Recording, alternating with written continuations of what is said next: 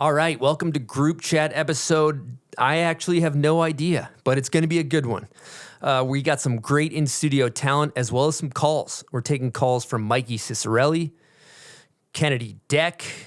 Who else we got on the docket? Fernandez. And also we're calling Phil Hansen, the man to land the first double cork on a Splitboard. He's going to break that down for us, as well as, of course, product talk, all of the big tricks that have been going down on that Stubai jump, some NBDs. We're going to be talking about videos. We got a great show for you guys today, so let's get into it. Also, thank you to our sponsors, Woodward, Bubs, Autumn, Mammoth, Kodiak Cakes, Yeti, CAPiTA, Union, Turtlebox, Nitro, and Herschel. We appreciate you guys. Now let's let that banter flow like the salmon to the Capistron. Here we go, folks. Hello? What's up?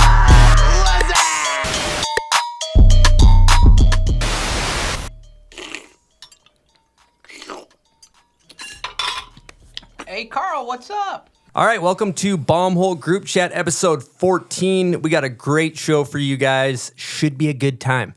We did have Kennedi Deck in studio originally, but Kennedi went on a rail trip and bailed last minute. Bailed on us.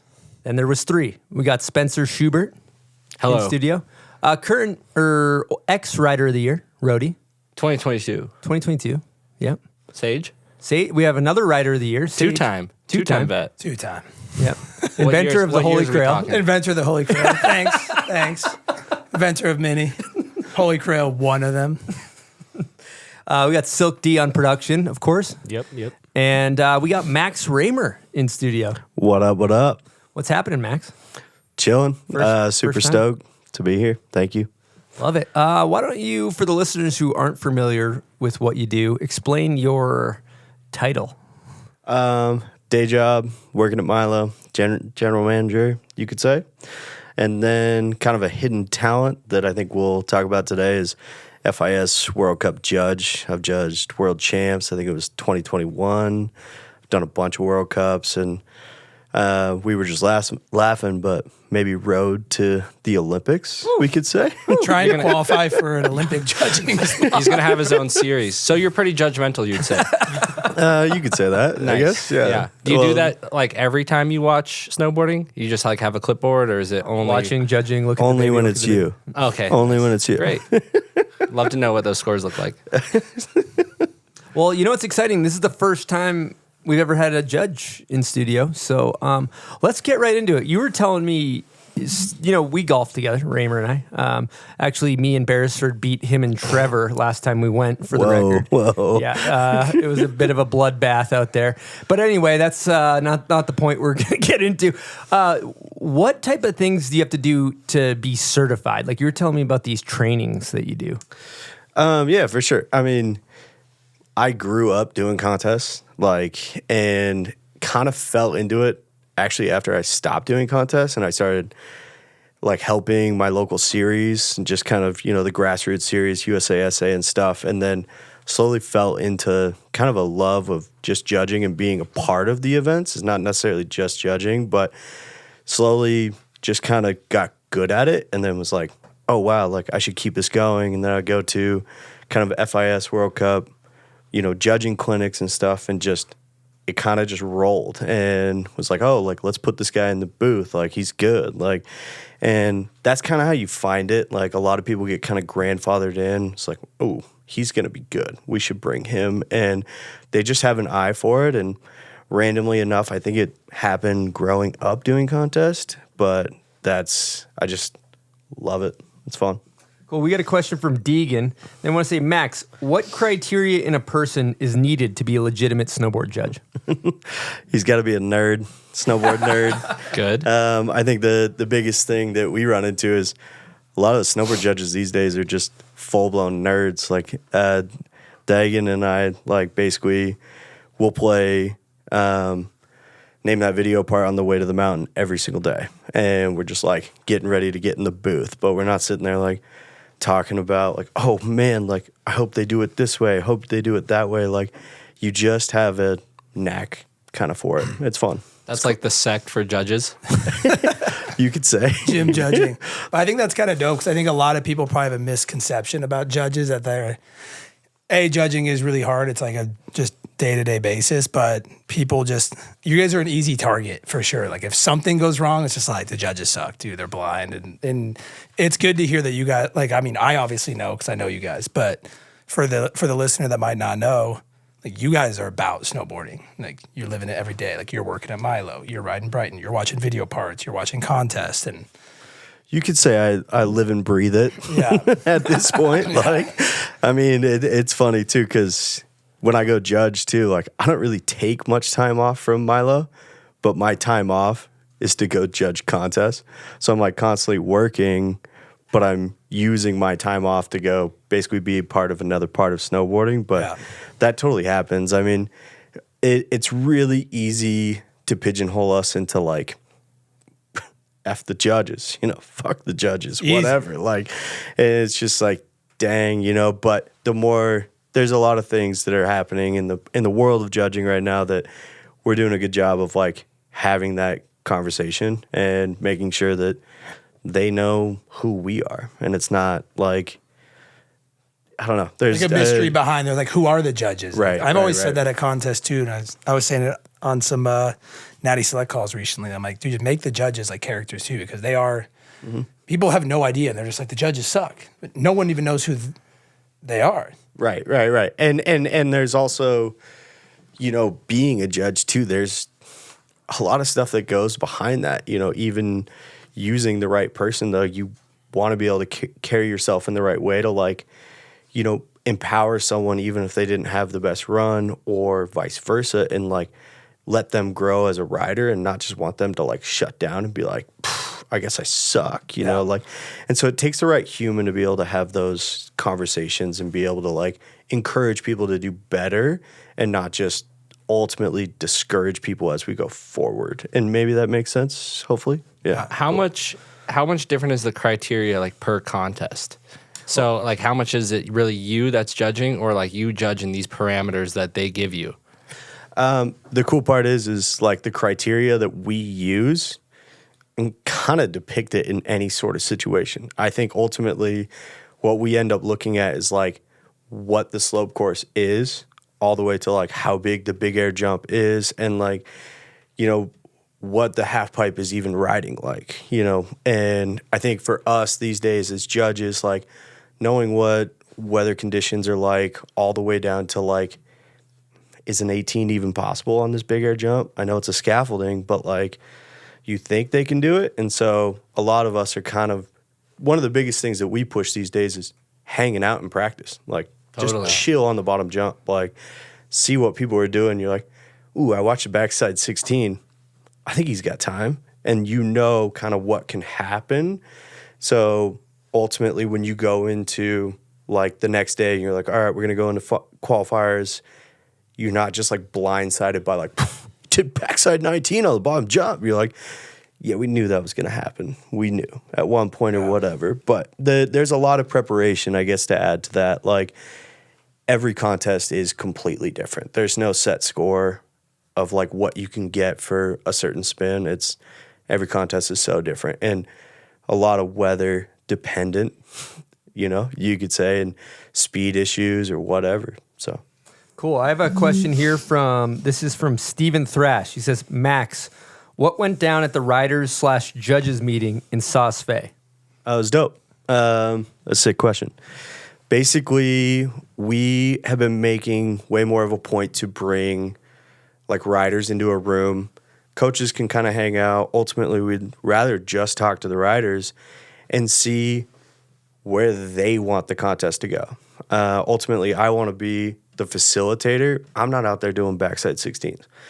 Yeah, I can see it. I can see when you do it. That's dope. But I want you to tell me, even from a men's to women's side of World Cups, like where you guys want the contest to go. So in Sauce, we brought a bunch of people into a room. We just chatted. The coolest part is there was no emotional ties to like a contest at that exact time. So it's just like, what do you guys think about these new spins? What do you think about these certain grabs? And we talked, a little bit about knee grabs and like, the direction of where things are going, because there's ways to get around some of those questions, but ultimately we want to put it back on the riders and say, where do you guys want this to go? Do you guys want to just do the next spin after a 21? What do you guys want to see winning the contest? And that conversation, I think the biggest thing, that conversation is ever evolving. So it's not going to be just one conversation, be like, cool, done. Like, we're good. Like, we know where it's going to go. But that conversation with where snowboarding is right now will constantly evolve. And what about bribes? That's a great question. How much? That's a great question. And how much are people chucking at you nowadays? Is Like it as the 1,000? spins go up, do the bribes go up? Max or- got a brand new truck. He's got a 57-inch front left. You're not working at Milo anymore. What happened? Was this before the Olympics? How did you buy a house? He avoided that question. Yeah, that's a classic media training. Good media. What am I This guy's good. Politician. This guy's good. Yeah. Because I remember when I was competing in slope and stuff, every rider would just complain about judging. And then the next contest just be doing the same tricks, and that's when I definitely started just looking at different avenues of like spinning and different grabs and stuff, and like going off the toes or like spinning backside off the heels. Cause at that time, I was so immersed in it. And I was like, dude, I don't want to see this go this direction at that time. Like now I guess I'm a little bit farther away and I'm like, it's up to someone else now. But everyone would complain at the end, like, I don't want to be cute in the 14s and these triples and 16s. And then everyone would just keep doing like back. It was when my era was like the back 14 mute. That was like the OG trick. I mean, you're the GOAT for the backside heels. Like, yeah, that's what I started doing that stuff. So I was like, well, I just at least want to try something new and see if the judges are down and stuff, and at least just go down that avenue.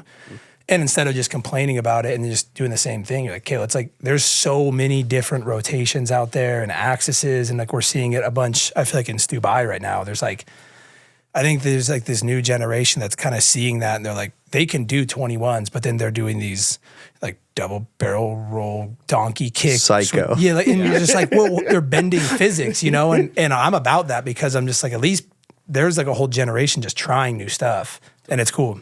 We'll get into that later in the show. We do have a bunch of heater clips of a bunch of wild new jump tricks that are mind-blowing. But go ahead. I interrupted you, Raymer. oh, no, you're good. You're good. I was just going to say, Sage, I mean, one of the coolest parts about right now is that we're doing the preparation to not be like, whoa, did he just spin backside off his heels? Yeah. But like, especially Instagram is one of the coolest tools that we have right now. And for the last 6 months, me and, 30 World Cup judges have been just like going back and forth like, hey, what do you think about this? What do you think about this? And so like the conversation is just out there of like, dude, this is sick. This is cool. So we're not like caught off guard, so that potentially one rider's like, did you guys not even see what I did? You know? And I think the hard part is these weird tricks or spinning off the heels or whatever, this is like still comes down to like criteria and how the trick is done. Yeah. And like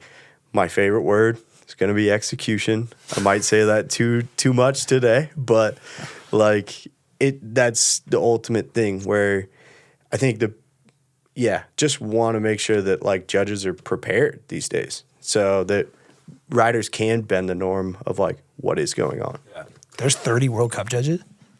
I think it's like 20 to 30, yeah. Question, do they drug test? This is actually an Instagram question. Do they drug test the judges? I don't think so, but maybe at Olympics. Okay. I don't know. Yo, this Valid guy's question. tweaking, bro. They should test their bank account for bribes. Yeah, that's a good point. Okay, guys, I got some exciting news here. I don't know if you guys saw on the internet, we did the world's first Splitboard double cork, which Raymer was a judge for as well. And basically, we put out $1,500. I made a huge trophy where I bought it and I glued some shit onto it, and it's a skier on top. But we wanted to see if it was possible. If anybody's ridden a Splitboard, it's hard to turn down the hill. They don't ride like a solid. I know that Worm had tried one. I know that Chado had tried one. Neither of them had landed them, so it's clearly difficult. But we happen to have the winner of the Splitboard double cork competition on the phone, Phil Hansen. Phil, how we doing? Hey, Chris. I'm good. What are you doing? Walk us through it. How was the attempts? Was it easy? How many tries? Dude, it's fucking hard. I'm going to be honest. That was like the first day actually riding a mountain of the season too. Like, we went to the Snow Dome in New York for 2 days, and then I like did a couple like little like mini shred jib days, but that was like literally its first day, like actually riding my snowboard down like real snow.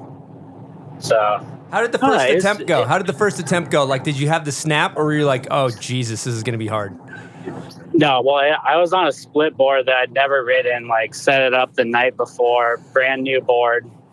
And so I knew it was going to be weird with like the contact point, like getting on your toe edge, because always spinning off of a board on your toe edge can be kind of weird if you don't know how it's going to react. So I just like fully zinged out, practically landed on Al, who was filming on the knuckle. He's like, oh, I'm going to try to film it fish. It might look cool. And like pretty much landed on him almost. So that was first go. I mean, second drop, I did like a back 3 off the jump, and I was just like, fuck it, let's just go for it. And Mateo was heckling me, and he's just like, dude, do it first try.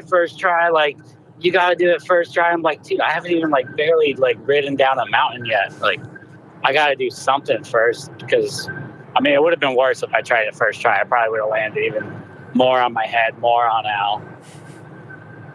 I love it. So 6 tries. Also, I saw on Instagram there was a guy, I think his name was like Derek Pinsky, I believe. He said in the comments that he would pay $1,000 if somebody does it before December 1st. Did that guy send you any money? Yeah, he came through actually. No he really way. came That through. is so gas. Legend. It took like 3 days to track him down because he had his messages kind of a little off. Like, I think it was just for like people that he follows or whatever to keep it like, you know, not spam and private and whatever. But he came through. He sent me the money immediately as soon as I got a hold of him. I was like, what's his name? No fucking way. I think it's Derek Pike. I'm pretty sure.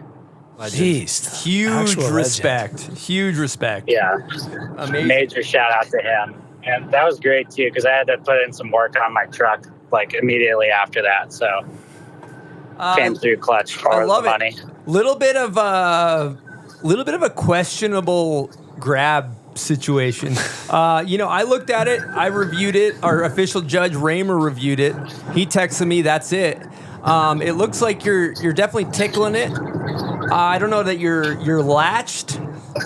Where are we at with the grab? Be honest. I mean, where we're at on the grab, it's a 30-foot jump, zing double cork. Too much G-force to actually get a real grab on it, I realized when I was like starting to try it. But I always grab around the knee on the back 10, like a lot of people do too. Some people tweak it to pan. But I mean, it's in there, you know. I didn't grab the whole time. I grabbed for like the first flip and kind of opened up. But it's in there for the first flip for sure. That's it, dude.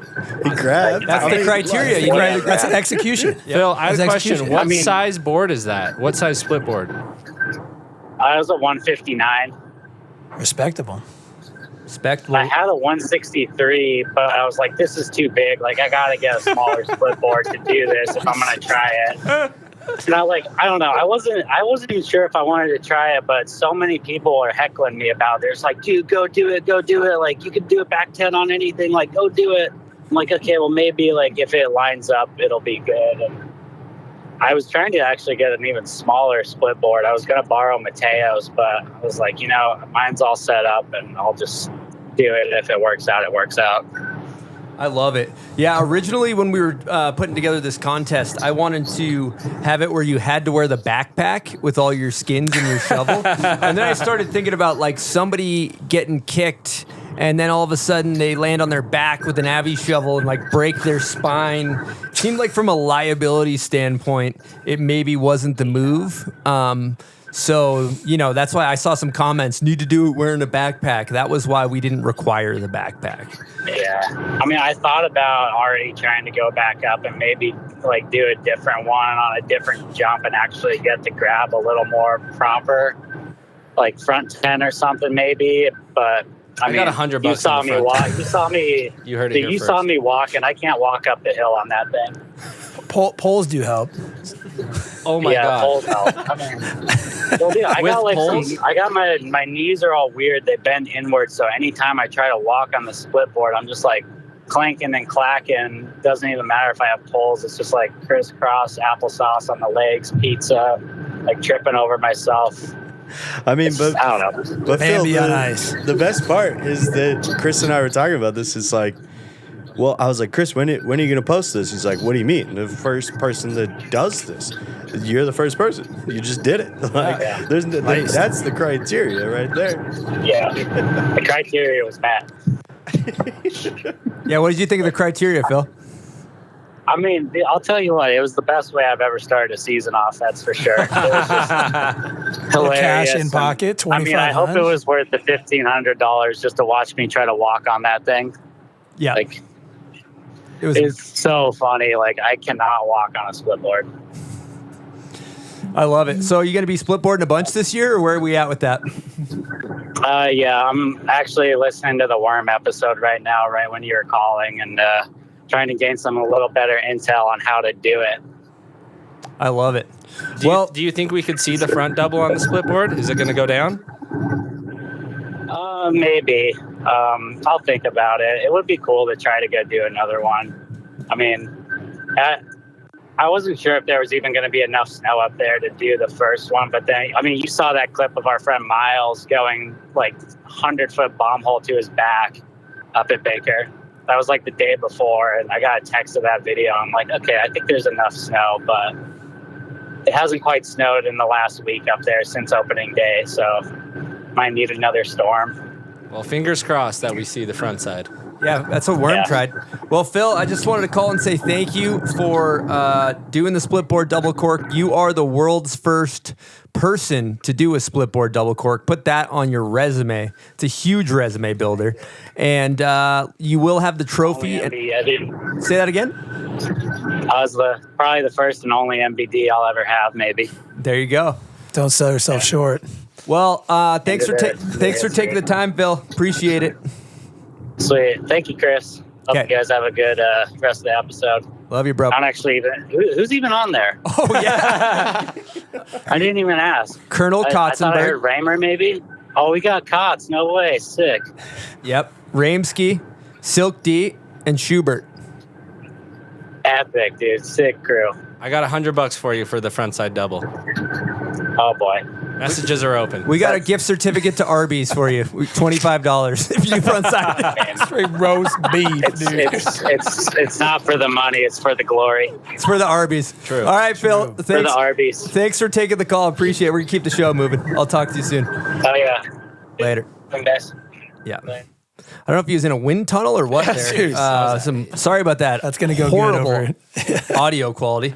What grab do you think he goes? Front 10? Mute. Mute. Yeah. It's mute. He might be a mountain guide, actually. So maybe I Mallet. think he might be a mountain I've guide. never had Arby's. Sorry to bring that back. In my life, I've never had it. You're Arby's missing is a out. beast. Yeah. It's kinda maybe fire. maybe the front double. Yeah. Well, again, we do have $25 to Arby's for anybody that wants to do a front 10 double on a split board. One thing I do want to say is I was very relieved when we got the video that, like, A, somebody had done it. I was excited. B, nobody hurt themselves. Right. That's kind of on you, huh? I mean, Put out a contest. we did have a little lawyer involved with. You had to sign a waiver if you read the fine print, so we covered our tracks. Wow. Yeah. Tech. Also, the idea of it comes up in Worm's episode, which like we recorded a while ago, but you can hear the inception of the contest. So anyway, we will keep things moving. But yeah. All right, folks, I want to let you guys know what we got going on at bombhold.com. We have our Black Friday sale, huge discounts, up to 50% off some of our merch, and we got all of our new merch in. It's looking good. I'm actually really excited about our new gear. So check that out at bombhole.com. Again, run through wall smelling salts. Great gift for the holidays. And that's really all you need to know. So let's get back to the show. Now, do you find yourself slowing down a little bit in your older age? Maybe getting off hill a little earlier? Well, you could be dehydrated. 75% of Americans are dehydrated. And that goes up when you're at elevation, when you're in the mountains. So I drink Bubs Hydrate or Die hydration packets. There's 2,000 milligrams of electrolytes. There's no added sugar. There's no artificial flavors. Let me tell you, when I'm hydrated, I ride better. I can ride longer. I have more energy. All in all, my vitality is just better. So if you're interested in picking up some Bubs Naturals Hydrate or Die, head on over to bubsnaturals.com and use promo code BOMBHOLE for 20% off your order. And stay hydrated, people, with Bubs Naturals Hydrate or Die.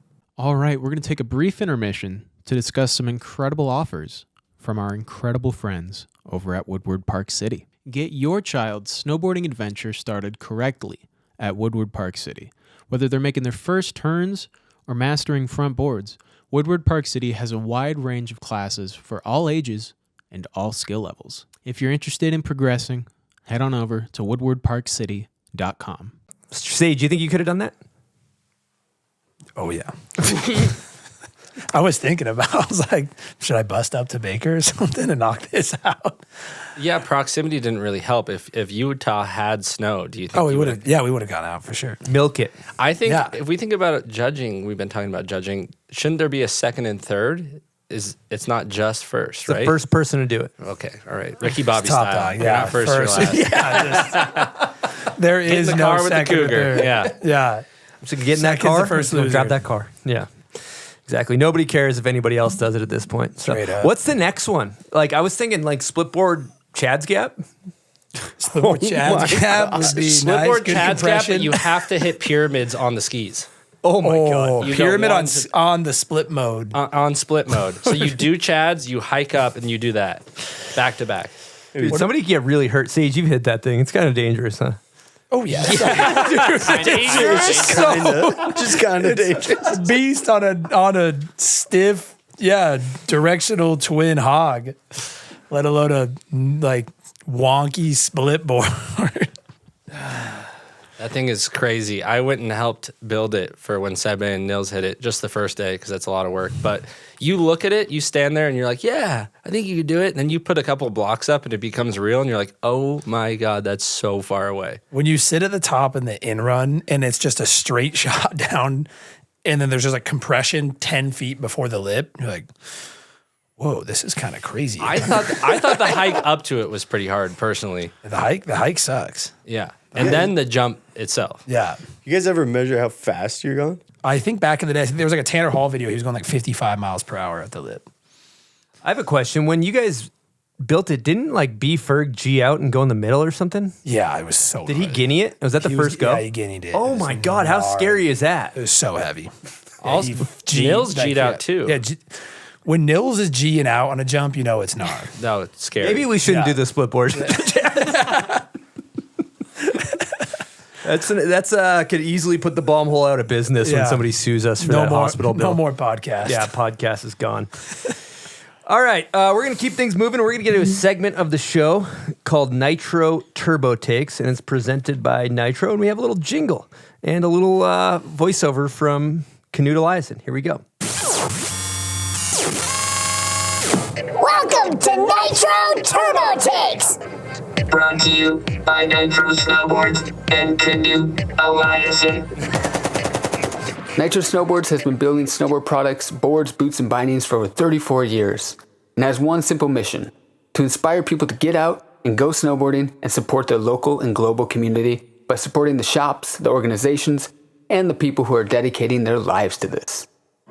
All right, Silk's going to read the questions, and these are kind of semi-rapid fire. So don't you can elaborate, but don't take all day on these Keep things. it tight. Keep it tight. Oh, It's just like a first come, first serve. Or what's going on? No, I'll be addressing directed. you. I'll be addressing you. This first one's for everybody. It's an all play.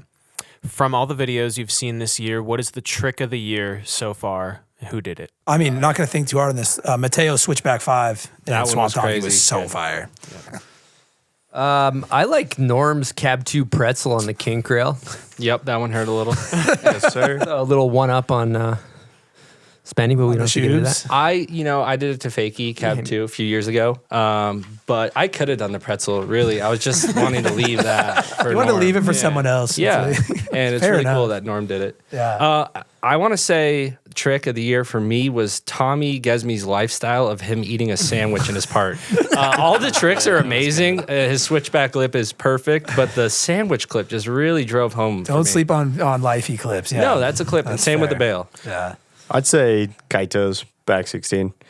Since my brain is like, Okay. so, Okay. Is that the shifty one? my brain is so in like, I don't know, judging mode at the moment. So like, He doesn't actually Kaito's- see anything, right? Under 14. Yeah. He can't. He doesn't process. It just is black until then. Yep. The untrained Usually. eye, we can see. It's it. like The trained colorblind. Judge eye, Yeah. You can't see anything below 1440 nowadays. Exactly. He's It's a blank- colorblind to blank under screen. Yeah, it's a blank screen. Yeah. You guys are seeing. Oh, he's already at 14? Cool. Well, actually, Sage, when he watched your back three tail from Natty Select, I actually saw him like visibly throw up in his mouth a little bit because it was such a small rotation. Anything under 14 could be a rail trick. Actually, it's like What's wrong with rail tricks? 1260s are rail tricks now. We were talking about Sage's back three tail winning the snowmobile. It's the most lucrative back three that's ever been done. That's not onto a handrail or a rail jam. Straight up. Who would have thought? Who would have thought? All right, next question. This one's for Chris. Rope tow or chairlift? Rupto. Rope tow. Okay. Sage, what word of advice would you give people planning to go on to the backcountry this year? Do your homework. Do your homework. Okay. Spencer, how do you get ready for going to the mountain? Do you pack the night before or right before you leave? The night before. I wake up and I get out of the door. I sleep in as long as humanly possible. Bag is packed. Pro A strategy. little nocturnal amish. All right, Max. What lacing thank you. system do you prefer? Lace, boa, speed lace, combo? Dude, any of them. Just the boot that fits the best.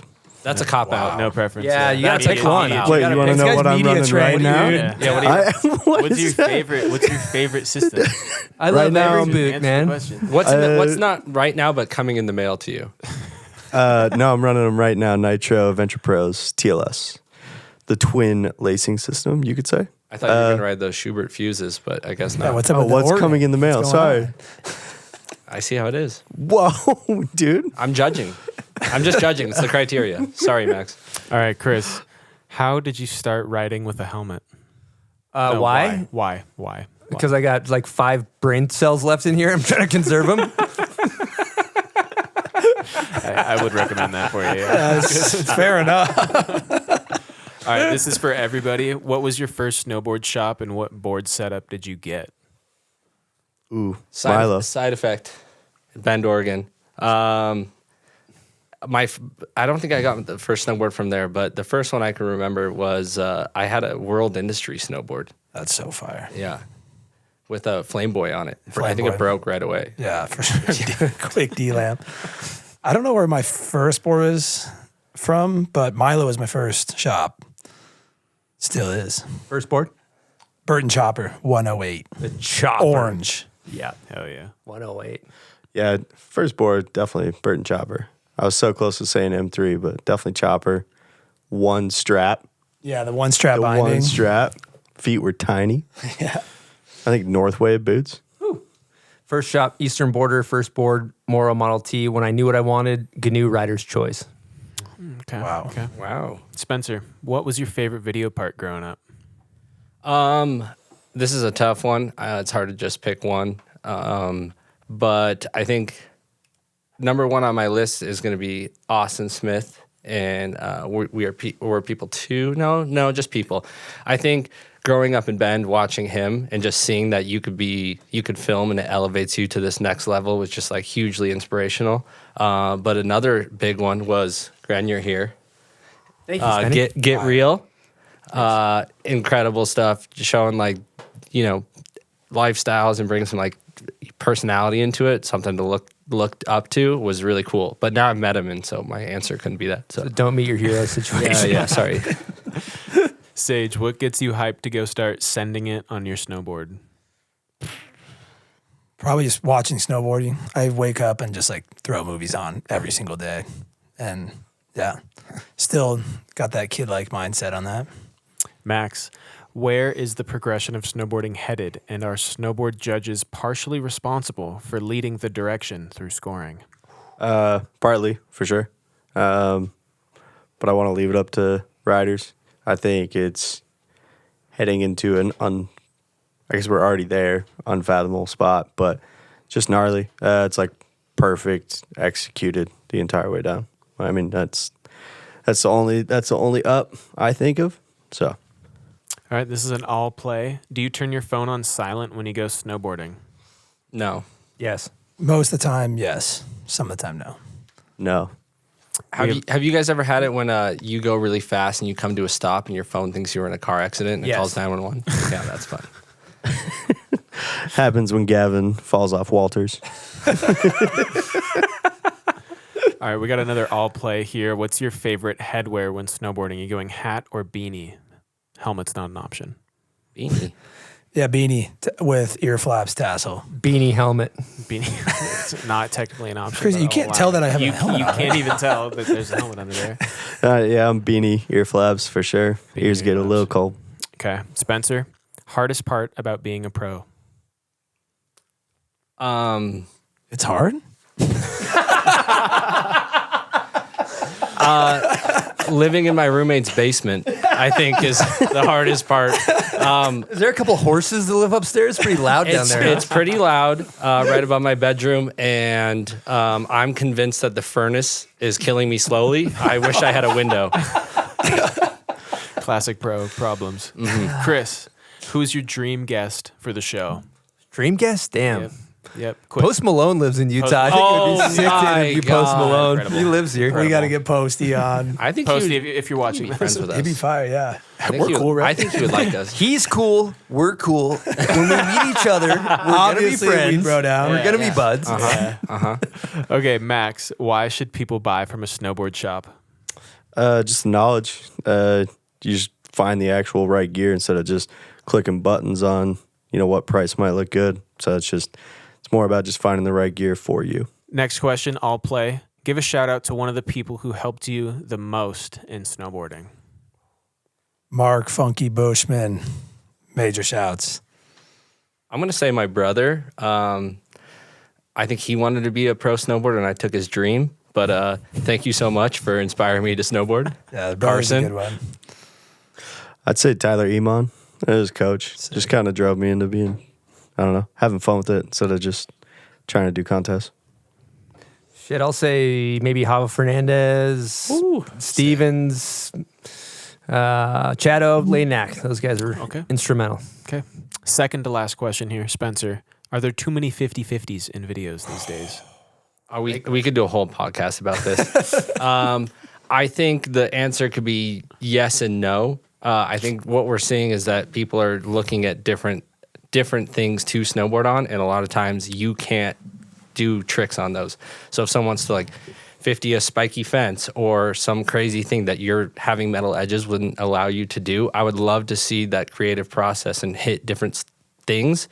Is the cop-out 50-50 a thing? I think that's true as well.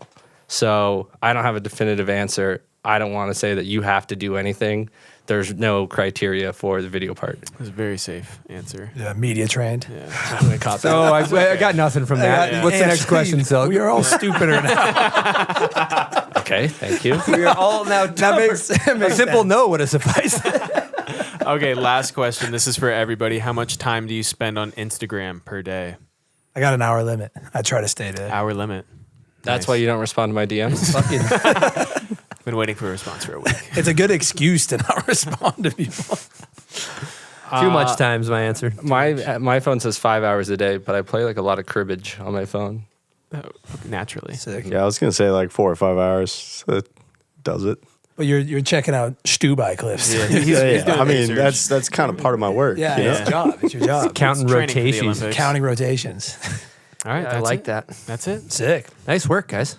That's a good wormhole to go down. We were talking about the 50-50s on the rails. A lot of 50-50s, obviously, if you guys have watched the street videos. And, it's a little bit of a less is more take. But I'll tell you what's not less is more is watching the crew on the Stubai jump. They're not taking that approach. They're not taking the less is more approach on that jump. Absolutely. I think that was the gnarliest month session that went down ever at Stubai. It was in like snowboard history. It was like the most progressive month of Every snowboard morning you're like, history. what's going on? Waking up, I'm like, dude, I suck. People are like, you can do that? No, I got back 7, I guess. That's where the hour limit came in. Yeah. Yeah, you were watching that. You're like, this is too hurtful. Yeah, this is actually hurting me right now. I suck. The hardest part about being a pro is watching the Stubai jump. Watching someone you've never heard of just bust a 2160, you're like, damn. Sage, you talk to anyone? You know how big that jump was? I didn't talk to anyone about how big. I know it was pretty big. I know it was pretty definitely big, like right? bigger than 90% of jumps and slope courses. And you've been there too. That in-run is no joke. It's like a big air jump. It's like dead straight and just like Wu-Tang. And so these guys it's are like, intense there. Like there's a reason I'm going Sauce Fe. I'm hanging with like Charles Beckinsale, a little chiller vibe over there. But Stubai, like, yeah, you kind of get to the top and there's just this just kind of zone where there's like 50 million coaches and like every single person that's ever done a 1440 and above there. And there's just one in run for it. It's like you just stand at the top and it's like it's pecking order. Just like, all right, like who's next? You know? Radios are on. Oh yeah, iPads are out. Coach iPads are out. Rocco like, drop. Yeah, it's Is Wu alpha vibes? Alpha vibes for sure. Alpha male, my DNA's for sale. Dan Breezy song and absinthe vibe. Is Wu-Tang a term actually used by judges? Is that like in your Like on a vernacular? jump? Yeah. I think. Because if so, No. that's so cool. I mean, one of the crazy.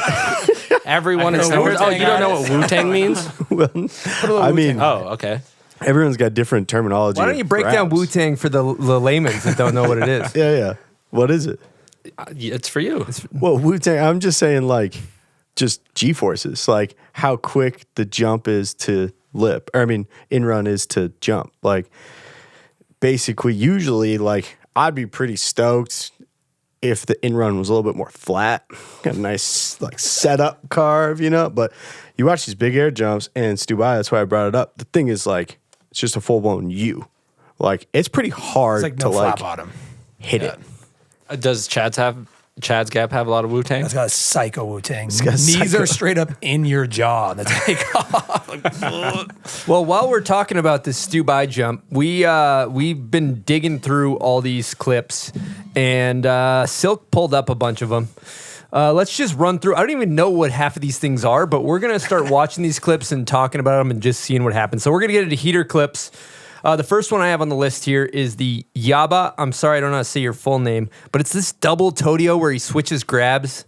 Watch this thing. Coming in goofy foot, off the toes, but dink, double Todio, Extension. and an upside down method. that was insane. What was that, Raymer?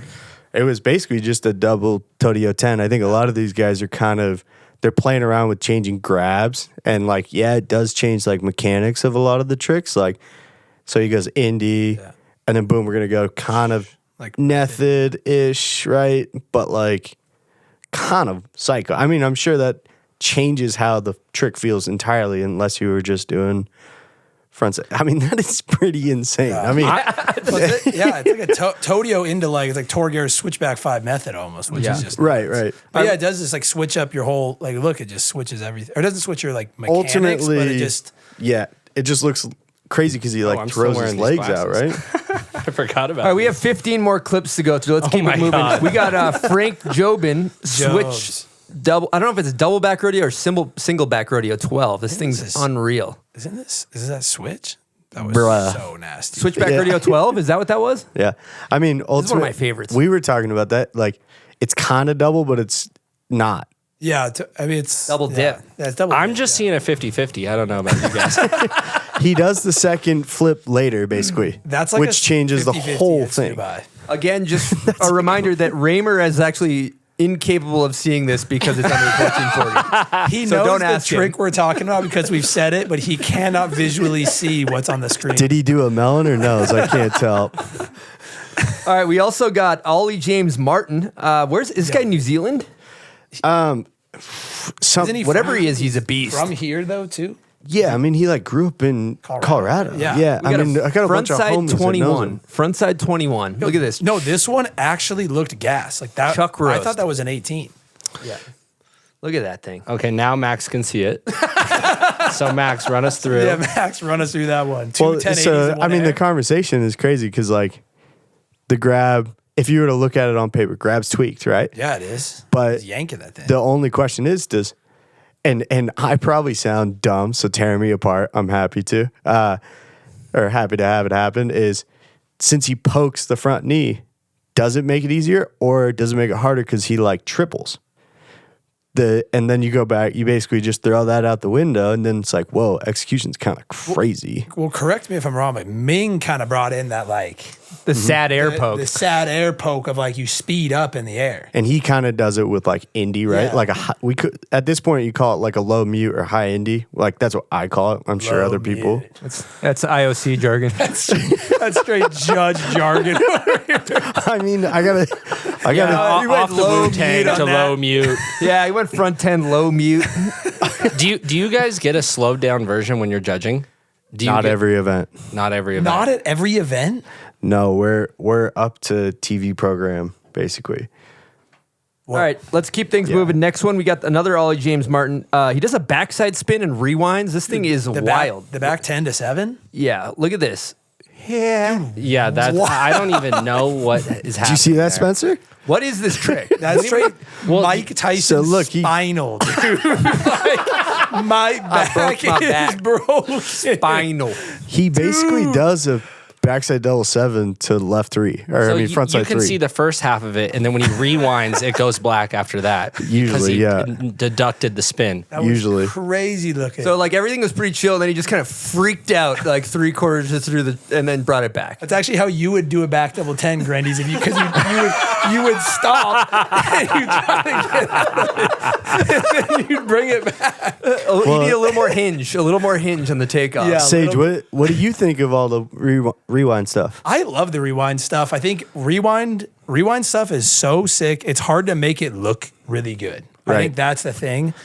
Because I was always a fan, like Marcus Cleveland was doing those back 7 to 5s. Then I did the back 10 to 9 in New Zealand. And I think it's a fun thing to just play with and that's how you play with grabs and stuff too, and like mixing up rotations. But I just do think it's hard to make them look really good because it usually involves like either a really weird grab, doing 2 grabs, or like bailing on a grab to like make your momentum go the other way. Did you go nose to tail when you did that? Yeah. So I go nose, and it would kind of be like a back 10 rotation. I'd switch to tail, so it was more like an underflip, and that's how you'd like get to 10 and pull it back because your shoulders install would it. close up on the second cork.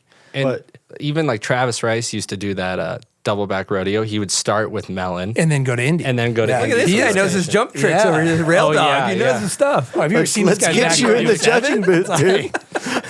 Kind of fire. what I don't even know what that spin is. What do you I don't know what that was either. Let's keep it it's- moving. We got, speaking of rewinds, we got Eli Bouchard. Triple moose flip is what this. Anybody know what's happening here? Dude, this one's It's like crazy. a double barrel roll to Oh my. switch. What Double was barrel that? switch donkey kick. I would call it like switch barrel roll at the end. Yeah. So 2 barrel rolls, you switch your rotation, and then you go switch backflip basically. So the question is the first, do you agree the first double roll is black backside? Yeah. And then what about Yeah, the because you're going How back do you and then score you're that, dude? What do you give that? Like, if you give that second jump X Games, you're just like, what about the last roll? What do you think? What if you had to say it was frontside or backside, what would you say? I would say because he did 2 backside, it'd be a backside rotation. But then his hips halfway through. Yeah, his hips go frontside for sure. But then Shakira. he's doing 2 that way. My brain just shows like an error symbol when I see this. 404 not found filed. Yeah. it's a media offline situation. Those are So what's nuts. crazy, and Sage, with big air stuff is now you got to do frontside and backside. So can you do? So is he doing? So he's doing 2. He's doing them both. Well, that means his second trick, he can do whatever he wants. He can go backside again if he If wants, you're right? doing 2 grabs, do you like count the time between the grab? Like if you're going nose to tail, it's like pretty effort. He's going front edge, switch to front edge. So you kind of got to open up before you do that. Is that time between grabs an issue? Where like if you're going melon to indie, you're kind of can use both hands. It's all about the execution. Ah. But I mean, about perfect example is media like training. Marky McMorris's front triples, mute to tail. He grabs tail before he lets go of mute. Right. So does he have more control? Double grab, Does he double have points. less control? What's going on? You know? All right, we still got 12 clips to go through. To go on that one, he doesn't technically spin till he goes frontside though. Like he does do a double barrel roll, which isn't really spinning, and then spins frontside. Yeah, we talk about That's like a kind of, I don't know. that one's weird. We could go down a wormhole. If on you that was one, just gonna do one of those barrel rolls though, would you call it a backside I'd three call it barrel roll? Yeah, I'd call Is it it a backside sloth barrel. roll? Yeah. Some people would call that yeah. double sloth, rewind to switch sloth. Oh, That's what I was that's what calling it is. Yeah. Switch sloth. Wu-Tay switch la. Okay, we got next we got Anna Gasser, Cab 12 truck driver. Wow. Kind of some heat on Yeah, this. this one looks fire. She goes truck. Heck yeah.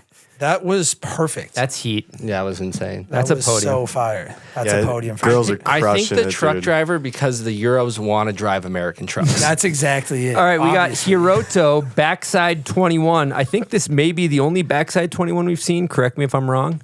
But Jesus, is that a lot of spinning. Wow. Oh my God. Yep, Raymer saw that one. I'll tell you that Yeah. one. Raymer got all of Straight that. eagle eye vision on that. I mean, that thing is insane. Like it really is. That's a meat helicopter. How's right that takeoff looking on that? How are you in the top of the drop? Like, all right, I'll drop next. It's just one more. How much electricity would that produce? Like if you could plug that in, like does that drive your own car? This could be a part of the solution to the climate crisis single-handedly. Protect Our Winners is at Stubai looking to I just wanted to note since global warming through spins, dude.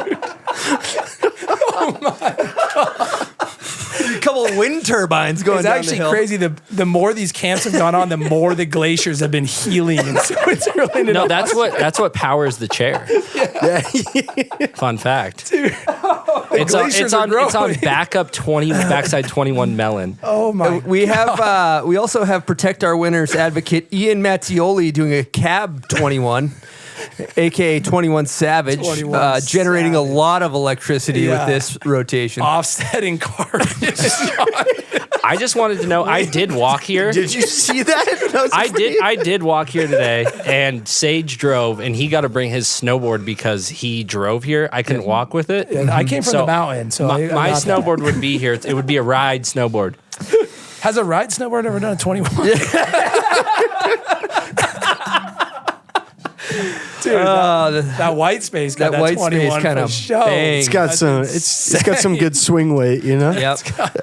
We got Su Yu Ming with a backside 18, also solving climate crisis. Grabs Japan on this as well.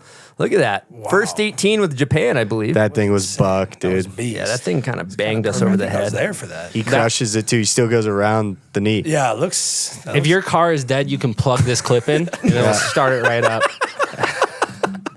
A lot like Phil Hansen's back 10 double outside the knee right there. All right, we also have Judd Henkes going backside heel spins, which we've seen Colonel Kotsenburg do in the past. This is not an NBD, but also very dangerous, huh, Sage? Yeah, backside on the heels is like the sketchiest trick. Well, So we call it hard way in the real world. Hard way back 10, back 12. Yeah. I trip on this clip too because how far every time he goes more and more. Yeah, more and more next to the corner of the jump. I was walking him through. He was kind of tripped. He was like, yo, I want to get those. And I was sending him some old clips of me. And he was like, yeah. Did you see the one where he caught his edge? Yeah. Yeah, that was So nuts. So gnarly. Yeah, When it it goes wrong, it goes When it can very go wrong. south. Yeah. You know who did it at the last Olympics? No. Seb Toots. Seb Oh, too. yeah. God, you guys don't know your shit. Come on. get it Come together. on, I dude. should have known that. You're an Olympian. Yeah, true. He also When you're an Olympian, you know every single thing that happens at the Olympics. So It's like a Spidey Tootsie sense. Roll Yeah. situation.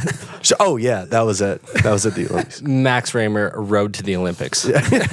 All right, next one I got on the docket here. We got Evan Roble, quad 16. This one, he goes double stiffy. I'm kind of liking this. Looks like Lane Knack in 2005 right there. Smell the glove. That's smell the glove vibes right there. What's going on between quads and triples and flat 16s? That's a great question. That's I keep Spencer, I'm looking at you on this. Yeah, thanks. Thanks, AJ. I was really hoping to get into this. I mean, it's straight up.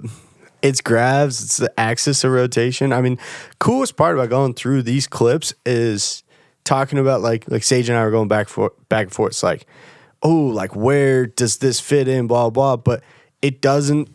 And I think Chris adds to this. It doesn't look like every other trick that's being done. Like everyone has their own like unique personality with things. People are, yeah, and that's what makes it really fun. And same with like Winkleman's got like a double 18. Yeah, with nose, right? With tail. With tail, so yeah. fire. And then but like, you know, some people like Suyu's like doing flat 18s, like they're fire, but everything looks personalized. Excuse me. But yeah, that's kind of like. I wouldn't say there's necessarily like at this point there's no like triple to quad or whatever. It's more about like the axis of the rotation and how it like, especially in a slope run, how it adds. But anything that stands out. Yeah. Yeah, and I think that's what's crazy about because I've been going to Sauce Fe and Charles lets me ride Stomping Grounds, which is sick, and just get some. You got paid $2,000 a day. Yeah, I actually got paid to say that, but what is crazy is that watching to bring it back to slope style is that you go to these training camps, it's like one jump and everyone's just busting. You're like, okay, this is going to be crazy this year. And then you go to X Games and it's still like back-to-back 16s or maybe an 18s winning right now, where you're seeing all these ones in the big air. Like this is a huge jump. Like the big air jumps aren't always this big. Like people are barely getting 18s around. Yeah, that one in Kerr. Yeah, it was they tiny. seemed like they couldn't even like barely do it. Yeah. That sounds dumb for me to say. So we got to make them bigger. My concern is if big air contests are at night and all the electricity coming from these tricks, is it going to affect the lights? Like, is it going to pop the bulbs because there's too much power? It'd be a power surge. Yeah, It'd be a power surge. Yep. Yeah. Well, that's the one in Kerr. I didn't realize this for a long time. You know, it's Snowflex. Yeah. And then at the bottom of the tranny goes the snow.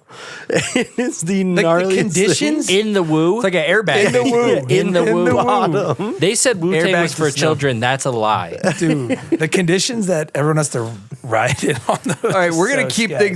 things moving here. We have a Rocco clip that's just labeled WTF. Nobody really knows what this is, but it is exciting. Front side, maybe. What is kind of like that? the moose Double flip. Todio moose action? It's kind of a bit of a sloth moose combo. Well, what would be crazy too is if he did the second flip double. Like it Yeah, would- because it he'd be would doing set up, almost the opposite of Eli or It's a double whatever. Todio, right? But he just spins front side crazy. Am I tripping on that? Yeah, he That's does do it. that's a ride yeah, for snowboards sure. right there. That is a burnout. Yeah, that is a That's a burnout. double. That's a double. That ain't a quad, brother. Let's be Well, honest. it could be if you rewind it back. It is basically a double Todio, but just with like a kind of donkey kick or kind of. Yeah, like just the It's way like the way he spins it, he does like barrel roll instead of Todio, but then Which goes is- into it. yeah, it's fire. It's unique. different. Yeah, right? it's Donkey is a street term, so you yeah, you guys can't- don't you- get to yeah, we have don't get that? No, that's ours. All right, the next clip I have is just labeled Dong 19. One of the sickest names in snowboarding. Dude, right homie's now. name is Dong. That is fire. So fire. Backside 19. Dude, backside 19. Backside dong. Dude, you know what I want to see? That was fire, Can dude. you imagine that name on a top sheet? Oh Like, yeah, the dong. the pro model's gonna be looking, dude. Somebody sign that guy. Give him a pro model right now. What are you riding? I'm riding that dong 160. I will say You know I'm riding that dong. that video's to like a sick Chief Keef song too. It goes Sick. so hard. That was beast. Yeah, I'm big fan of Dong on that 19. We got Steamer Nolly Todio action. Steamer. I don't even know what this is. It's like a nose butter front Todio Yeah. situation. Which is such a sketchy takeoff, dude. Does it make any sense? No. No. does not make any sense. He's like he's the most naturally talented jumper I've ever seen. One time, my friend Greg asked me for my autograph because he said he wanted to say that he had proof that he met the most what do you say? person with least talent. No, Most untalented, lucky piece of shit he's ever met. What? Sorry to hijack that. That's next, unreal. we got two more. We got Kokomo Cab 14. So gas. Kokomo is going to be getting on the podium. Women's big air and slopestyle is the coolest thing in the world right now. Absolutely. That was so sick. That gas. was insane. Colonel, you still got that one, or is that ship sailed? Do you think? The Cab 14's somewhere in there. I did it at Sauce Fe a little bit ago. Okay, still there. That's It's good enough. not looking like that though. It's a bit of like a boomer Gen X Cab 14. I would hope to have that poke with a front 3. Yeah, hopefully. I know. Does it like so steezy. So steezy. It's so cool. That was fire. And then we got Miyamoto rewind action, which is a page out of Colonel Kotz's book right here. Here we go. Backside. Back 10 to 9, basically. Yeah. Yeah, that's fire. I think the cool conversation is like we're looking at 21s, 19s, blah, blah, blah. Where does that come into a slope run? For sure. If you do know like what a I mean? back 10 rewind in your slope run, that's like so hard to put. It's nuts. To put down. Yeah. I mean, who am I to say like that over a 19 or 21? But usually the slope jumps aren't big enough to do 21s usually, right? Totally. So like this is something that could happen first jump or second jump kind of vibe. It's kind of cool. What are people, when you have that Sauce Fe meeting, what are the riders saying? They're down for it. I mean, They're trying to go, they're like, hey, I want to do like an 18, but I also want to do this in a run. right. Because And- that's just technically just as hard, pretty much. For sure. And they all get it. I think the biggest conversation is that it's risk and reward. Like, if you don't do it the right way, yeah, another trick that might have a better spin or like better execution, you know, like a little would beat it, execution. right? Like, Yeah. we're kind of past the like, oh, well, he did a 2160. Like, we're past that part of snowboarding of like, wow, like he's the first one to do a triple in contest. And I think judges and riders are kind of like, they're kind of over that. Like, we still want to keep a good playing field that like execution and certain criteria still allows me to like pull style into the mix and like, and let that still win on over other things. And all the riders are about it as long as it is a risk and reward thing, as long as it like doesn't get out of hand. You know? Because like if you're going to do a back 16, it is just as hard as doing a back double 10 rewind, but the back double 10 rewind's like kind of way harder to make look good. For sure. Like if you're gonna do that thing buttery and perfect and actually bring it back, I feel like that's, for me, I feel like that's way harder to do every time.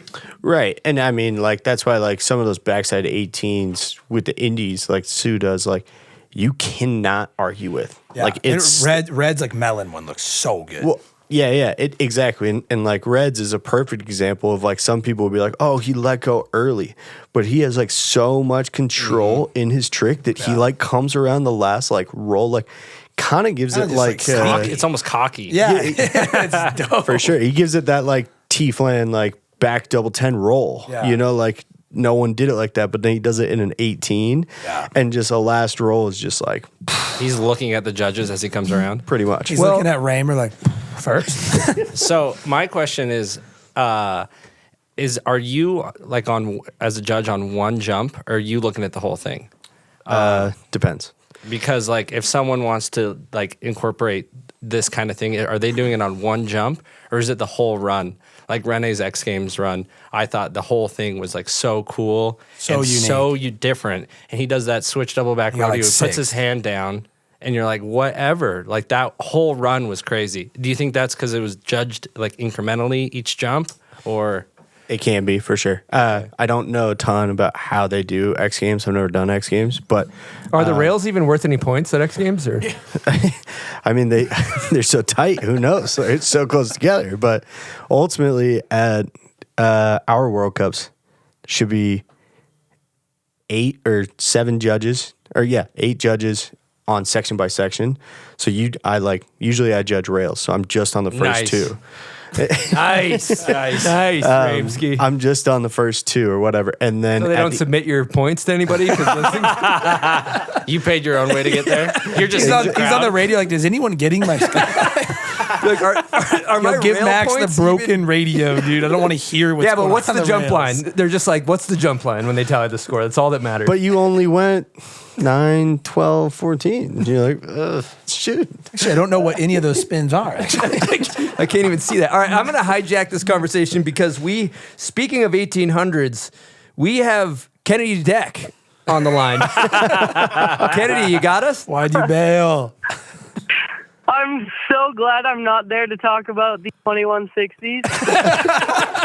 We talked about 50-50s for a bit, for like 20 seconds. No, Okay, this is a that's- unique approach to a that's 50-50. Hey, congrats. I want to hear about this new Pro model and the party and everything that came with it. Thank you. Yeah, super stoked. Just got the board graphic coming out a couple days ago.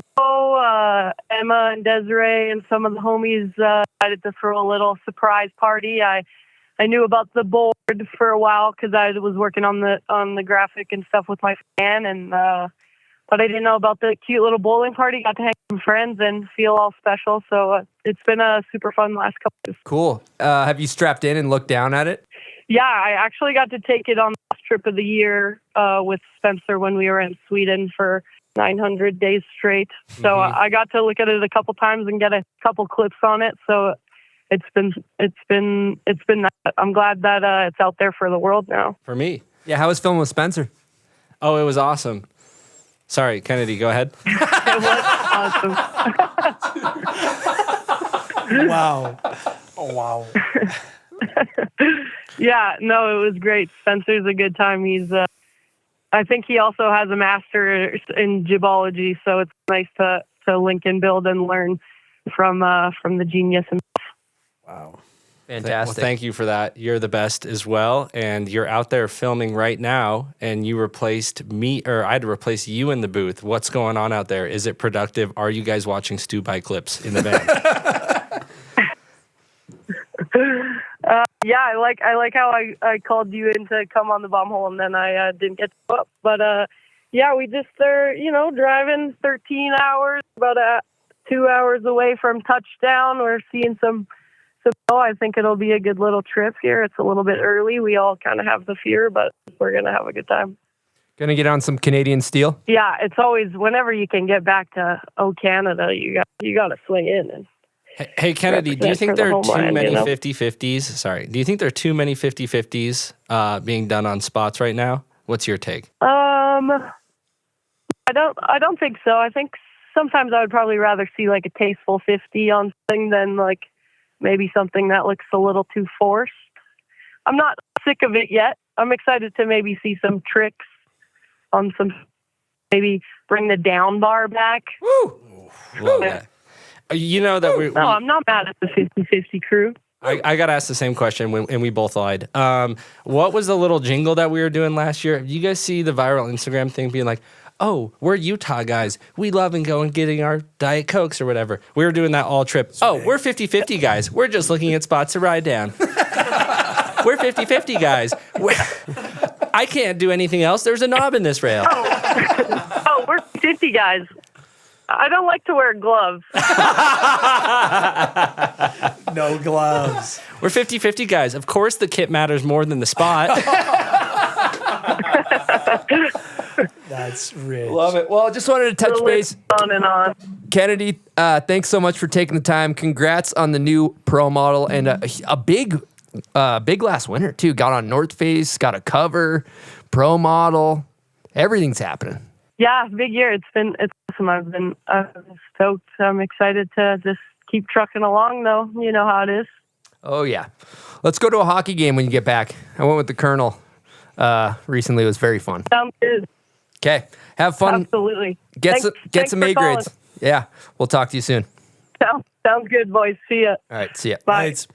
How much did that international call just cost the ball? Yeah. That's we're gonna get an invoice. The sandwiches we ate a little bit ago. We're burning some International call. All right, big news coming at you from the bomb hole. CAPiTA has launched their whole new collection. All of new boards are available now. So check them out. Now, of course, you got staples like the DOA. Everyone loves that thing. Everyone loves the black snowboard of death. Cokeard's been putting a beat down on jumps with that thing for years. And then if you're a female, the Birds of a Feather is beloved. That board is awesome. I'm also hearing the newcomers to CAPiTA are loving the Aeronaut, the Megadeth, and the Spring Break Resort Twin. You might see Joey Fava crab walking down the hill on that thing, putting a beat down on the steel. He makes that thing look awesome. And for me personally, I love the Navigator. When it comes to riding powder, riding the resort, I ride the 161 or the 164. It's huge, but it's soft. That's what I love about it. It's a big board, but you can still have fun on it. You can still maneuver it around. So the CAPiTA Navigator would be my recommendation for powder.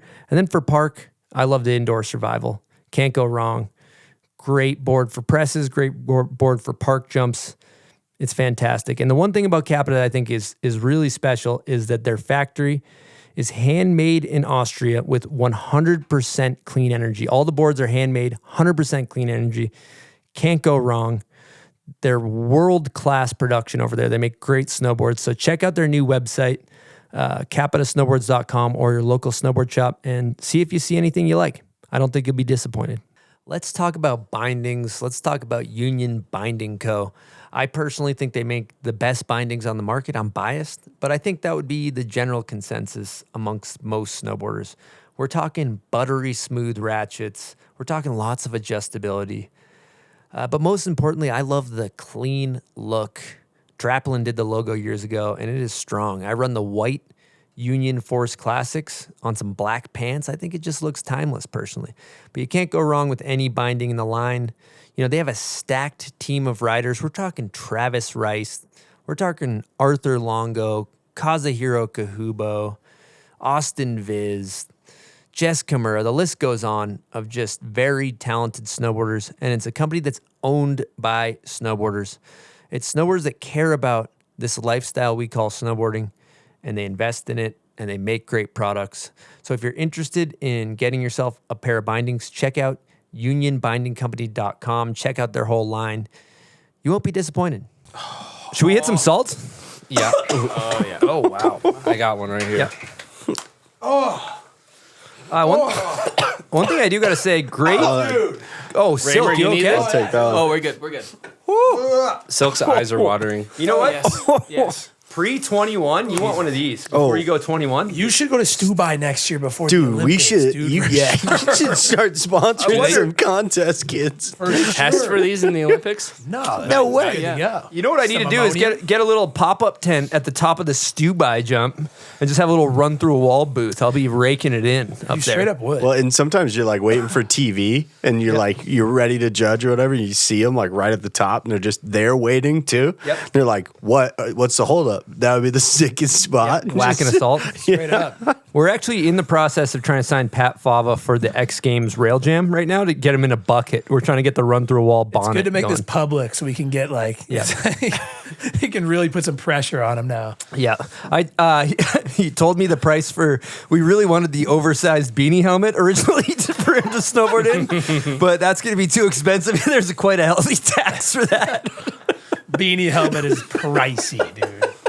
All over print, smelling salt. Very sick. Feed me those at NST. And you know what we're gonna do too is instead of the monster scratch, how it's like an M that you stick onto your hat. Yeah. We're just gonna have like a sticker, but it's a smelling salt that's like a patch that's a smelling salt. You know, I like that. Used. Looks like a used snooze. Yeah. You set your helmet down by the Euro booth, and you picked it up, and it's just still stuck on there. I'm gonna out Chris. One time you did spit one on, and it was on my board, and it froze and it stayed on there. I got home, and there was one of yours still stuck to my board. I framed it. Sorry about that. I actually want it to be. Can you sign the same thing that you signed before? Yeah. What was the quote? The quote was The most the luckiest, untalented. Greg said, "Hey man, can I have your autograph? I just want to say that I met the luckiest, most untalented piece of shit in the world." That hit's good. Yeah. Thanks. It's good to see the Cliff Bar has not aged. The Cliff Bar behind Sage there's no mold. Calcified. It's totally the same as it was. No preservatives. Speaking of cockroach. split borders, did you remember when Griffin had a Cliff Bar injury? Yeah, didn't he like break his nose? Or No, something he from cut that? his nose. He was Yeah. trying to bite into it, and he was gripping it really hard. It was frozen. It broke, and then he stabbed himself in the bridge of his nose and cut it on a cliff bar. That's the only way you can get hurt slipboarding, is by cliff bar or granola. Granola. Yeah. It only makes sense. Frozen granola. You know, it's an interesting development. We've been talking a lot about contests. Snow League, new contest. I think it's half pipe only. And they announced, I got a press release in my email. Because people send me those now, because I'm a fucking quote unquote media guy. Nice. But the Media press powerhouse. press release said that it's going to be on Peacock, which is a streaming network that I have. Because if you want to watch the Olympics, you need to have Peacock, or if you want to watch Supercross, you need Peacock. So for me, that's a plus. I already have Peacock. I want to know everybody else's take on that. I think it's great that it all lives in one place. And it's easy to find as opposed to like the black dark web that is non-existent. Like trying to find a stream for locks open. You're like, what's going on? Like you can't. It's non-existent, or like it's like only in like some countries or something. We're actually hosting the stream from Red Bull TV here in our studio this year, just to let you know. So There we go. Fire. a little bit of a plug. But continue. Yeah. I like Peacock. I watch Below Deck. It's a yachting show. That's It's I've really heard good. good things about that. Yeah, it's good. I mean, Peacock's a pretty good home for reality TV. Yeah, I agree. Reality TV, Snow League. Snow League, the aftermath. It's what goes inside the boot. So is Snow League going to be a success, or is it going to fall on its face? Raymer, you're in the belly of the beast. We'll see. I think I'm going to be able to go hang out over there. I kind of want to go see what it's all about. And Are you judging it? I don't think so. I'm kind of on, I guess you could say, like reserve list. You're on an injured reserve right now for judging. Really trying to make that team. Yeah, I mean, Holy Grail episode 2. Yeah. You know? Holy Grail season 2, 10 years later coming out. I think the it's judging cool. side. I don't know. I kind of get a Aaron Style vibe. From Snow League? From a half pipe competition? Yeah, I mean, but like just the way it's like set up, you know, it's like we wanted to be a big show, right? Like, I don't know, kind of sick. I think what is the crazy conversation is that does it become an Olympic qualifier, and then also is it an Olympic qualifier if it's just invite only? Then there's like no way to actually qualify for the event. Who knows? Like, I don't think they've fully gotten that way yet. But the way that Aaron Style would work or X Games would work, like, you know, it's kind of invite, you know, specific. We want to make a 6 show. Where does that go? Where does that leave certain riders who are in Stubai? Like, I did a triple, but I don't have Instagram. Like, you know, no how do I qualify? But I don't think there's a right or wrong answer. But I'm excited to see it, more or less. Yeah. I think for me, the Peacock, I mean, having like all events in one, we just need we need a tour, or like there's so much, like, I mean, there's NST, there's FISA contests, there's X Games, there's Street Jam, there's Bombhole Cup. There's Bombhole Cup. And then I got Snow League, and they're all just like different places. And it's like so hard to pay attention to competitive snowboarding besides on Instagram or like on recaps on YouTube. And I think we just need like a unified tour for sure. And that's what like we've just gotten screwed from back in the day when we had it. And then it was like all went to the IOC and FIS, took over it. It just crumbled. And we've never been able to recover. So I think that's like first and foremost. And then I do think there needs to be some open qualifiers for stuff, because that's how I came on the scene. And I feel really bad for people that have to like, you can do FIS contests, I guess, but just having like, you know, like the US Open, or like I came up on the Do Tour and pre-qualifiers was with like 150 people. And free flow. Yeah, free flow and stuff. So And it was like, sick. it's like that's how I made it on the scene, was like going pre-qualifiers, qualifiers, then you met the pros and the semis, and then you hit finals. Where it's like you show up to X Games, there's like 10 people in it. There's not even a qualifier anymore. Mm-hmm. Yeah, and everyone's just in finals. It's like US Open too. Yeah, US pre-qualifiers, qualifiers, semifinals. And finals. semis is where all the pros would come in. Right. So you'd bust your ass trying to get into them, and then you're like, okay, I'm against the dogs. I think I could do this. Yeah, and it's crazy. that gives you, and if you're beating them, it gives you confidence, and it's like cool to see new people come on the scene that way. I miss that. But I'm now becoming a boomer now. So now, I mean, I'm old. So sometimes I laugh at X Games and they're like, X Games rookie. And you're like, yeah, but he got invited. Yeah, Like, and there's not this even isn't like- it's just a finals day. Oh yeah, Like for sure. everyone's just in, so it's just try your hardest run. Like you don't even have to go through a qualifier to get into finals. It's just the 4-hour finals. practice. Yeah. Let it ride. And you just try your Basically get hardest 3 run. runs. Yeah. I mean, yeah. Which it is what it is, but I just think it's, I mean, it lets like stories develop too, where you're like, okay, this person didn't make it. They've won the last 3 times. Like they didn't make it to finals. Like who's going to be the new person? Well, and we got super unlucky even in New Zealand.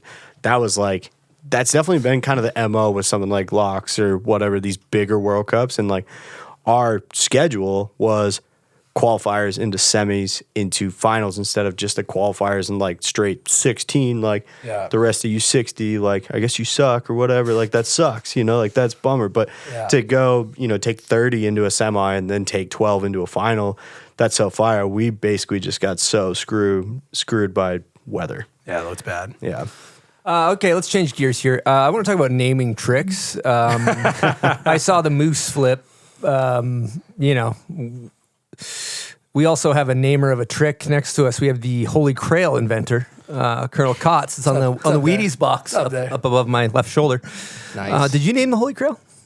Kind of Pat Bridges did. Okay. Remember sending it to him? I was like, is this like a grab or like some old crab maybe that I don't know of? And he was like, Holy Grail. Holy Grail. Yeah, I was like, cool, Holy Grail. What do you Made think? a web series about it. What do you think, Spenny? Are you pro naming tricks? Like something like a Tootsie Roll type of thing? Or? Oh yeah. Yeah. Oh yeah. Don't knock the Tootsie Roll. I mean, we just Greatest said trick ever. Wu-Tang casually. Our vernacular of snowboarding, I don't think is that. The LeWiff. Yeah, the LeWiff. Yeah, the LeWiff. Kind of. Yeah. Kind of fire. What's Sean White's front 5 in the pipe? Skyhook. Skyhook. So dope. What- So we're what was- okay. Well, there's a couple was that have hit and a iPods? couple that haven't. But it's the hard- YOLOs. The YOLO YOLO like flip. didn't hit as hard as the Skyhook. The Skyhook is a classic. Yeah, that's Skyhook is a But classic. Don't even try to step You to can't that. name your own trick, right? Is that like coming up with your own nickname? Yeah. Self-proclaimed? Like it just Self-proclaimed, has yeah. to catch on. Maybe Bridges did you the honors of kind of throwing the Holy Grail out there. yeah. I wasn't sure if that happened with like the elk flip.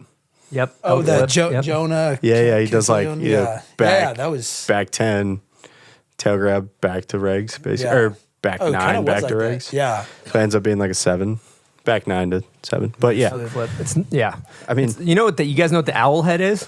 no. That's the, that's Nice, the meet me there. 50-50 back 3 where you like turn your entire head on the rail. The owl head. Put that owl one in head. your vernacular. Yep. I kind of back it.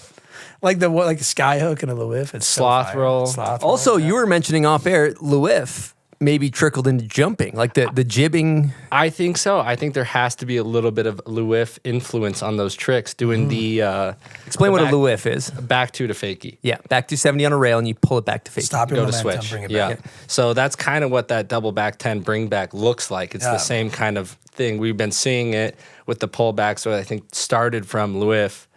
You see him all the time. And I think it's that same kind of body motion of almost doing the 360, backside 360, and then you bring it back. I back it. Do you think it helps if you smear a little bit of peanut butter in the roof of your mouth so you speak French, kind of? I think so. I think so. And then you have to take the LeWiff mentality too. I think that the fisheye would look better than the long.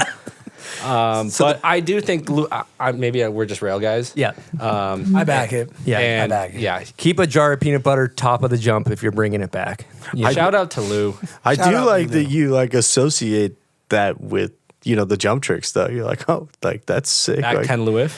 yeah, Yeah, back I it. kind of mess with that. It's sick. I back it.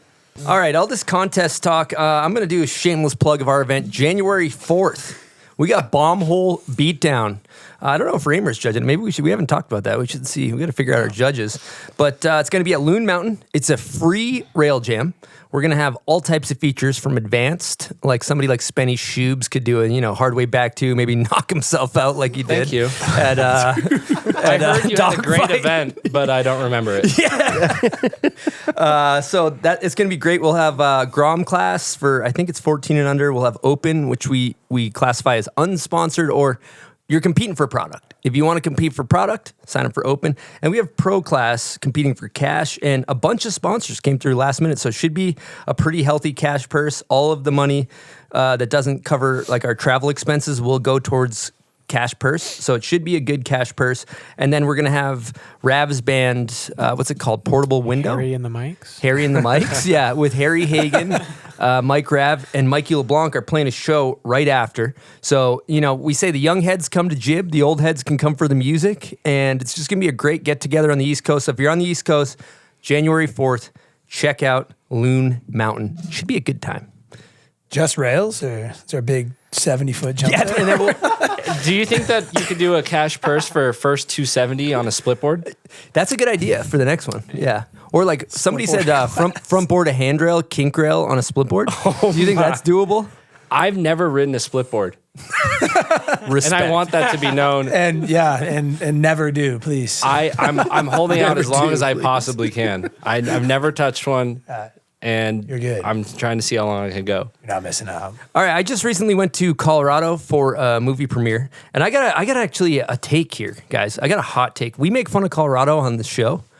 They show up for snowboarding. They sure do. I'm thinking about moving to Summit County, boys. I'm telling you. I'm there right there with you. Dude, I'm thinking we should move to Rado. Like they love it. It's like the community was awesome. People were psyched. I've officially switched my stance. I'm pro Rado. I agree I'm pro with Rado. you. We had a premiere in Boulder the night before.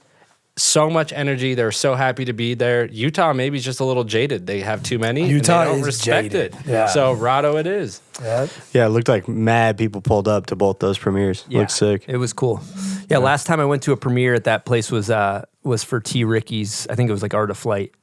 Fire. That's gas. Yeah, we went to Return, which I'm going to call Mikey Ciccarelli here in a second. It's Torstein's new movie, Shredbots flick, and it's incredible. I classify it as kind of like That's It, That's All on ayahuasca, basically. It's fantastic. I actually texted you that, Sage, while we were at the premiere. I was dying. I was laughing so hard. Here we go. Let's get Mikey Ciccarelli on the horn. See, he Psycho said he's riding today, so he's probably on slope at Whistler right now. Natty Select winner. Yeah, Natty Select winner. Got rid of the Rivian immediately. Cashed in. I think he Good call. got a six-figure Six-figure purchase. payday. Yep. Hey, Chris. Hi, I'm looking for Psycho Mike. You answered so happily. We just been riding on Whistler, so I'm pretty jazzed about the day. Love it. How we feeling out there? Oh, it's nice. There's some leftover POW from a week ago. Might be a little loud. I'm in the cafeteria. I'll walk outside here. How are you guys doing? We're doing great. I'm in the studio. We got Colonel Kotz, we got Raymer, we got Schubert, and Silk No D. way. Yep. What up, bro? Wow. What up, Psycho? Heck of a crew. Yeah, we were How talking we about. doing? How's the new sled, Sage? Oh, it's great, man. I'm not selling mine. I'm going to keep mine. Good call. Yes, Sage only has 3 dues. He's only got Yeah, I 3 have skidoos right now. So he's 4. Three. You start better than- renting yeah. them out. Yeah. You know what's better than 2 sleds? 3 sleds. 3. So 3. Let's get into it, though. We went to the premiere of Return. It's a fantastic blockbuster movie, big tricks, throwing it back. I want to talk about this movie, and specifically what you guys did up at Baldface was insane. Yeah, it was definitely pretty wild, when Tor was like, this is his vision and his idea, bringing Charles Beckinsale, extraordinary park builder, into the mountains. And at first, it was funny when we scouted the terrain at Valhalla, I was already looking for slopes or terrain that kind of was already there. And then Tor's like, no, Charles is just going to build the landings. It was a trip for sure to try to wrap your head around, but it's really cool. It came together, and I'm excited for people to see it. Some of those opening shots of when Tor opened up the line and nails it, it's I think that was the whole essence that he was looking for. So, and we waited. It was I think we only got 4 days to shoot the whole time we were there, just waiting on weather. You guys pillaged those wedges. Pillaged. Seems like everybody that went first also got the speed perfect. Yeah, we did. We did get to hit them once before. Full disclosure, we hit them 2 weeks prior, and then we honestly got really lucky because we kind of the shots didn't really turn out, and then it luckily snowed again. And right after that, it was the big warming event where it kind of nuked all the snow. So it truly, with Tor's energy, I think he was just fully manifesting this is going to happen, and then sure enough, it did. Yeah, how are you feeling about your footage? You had that big double back rodeo 1080 in there. Whew. Fire. Yeah. Oh, thanks. I mean, yeah, it was really fun season. Different type of riding. I was really stoked on Japan too. We got so lucky with just literally snowing 20 cms every night, and yeah, I just had a blast. All What's that crew, Kokard, Brent, what is Davis, a centimeter? Yeah, what's a CM? Sorry. What is There's a lot that? of confusion in the booth. Nobody really knows what a CM is. I mean, oh yeah, I guess that 20 cms. I guess it's only like what 10 inches. No one knows the calculation. Not bad. Mikey, I have a question for you. Did you fall one time last winter, or did you only know how to land? No, I definitely fell. But I appreciate Release that. the clips. Release them. Yeah. I don't believe it. Without footy, it's I fiction. straight up do not believe it. Yeah. Kind of a Yeah, big it year was for sick Psycho. though, man. Psycho Mike you got engaged. Congrats. You got you won a you. goddamn Rivian at Natty Select. You put a pure beat down on some cat built backcountry jumps, as well as launching like cab 9s in Japan. Big year. Big year.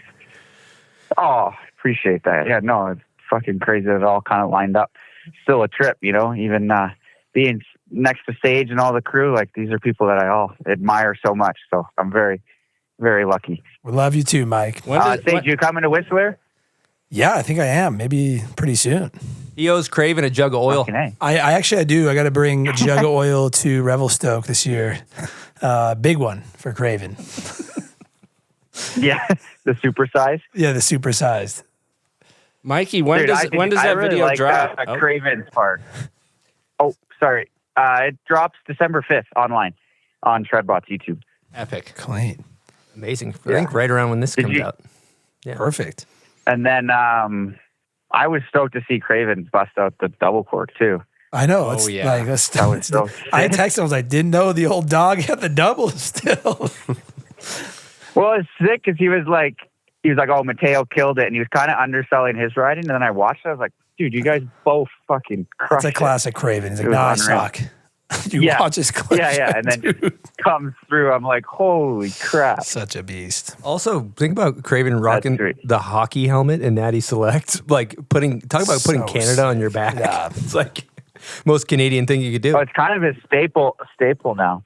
Yeah, we got to get him a run through a wall hockey helmet. My only thing I would say is imagine hockey helmet with visor on the mountain. Yeah. You know what I'm saying? Yeah, like his. Yeah, totally. Like have his nice like lens in. Yeah, eliminate the goggle. Yeah, eliminate the No goggle. Snow's coming up. He's just full blind. All right, let's go back to this Shredbots flick. Walk us through the roster, and I want to know who your favorite person was to film with. So we had Brandon Davis, Brandon Kokard, Mons Roisland, Torstein, and Raibu Katayama.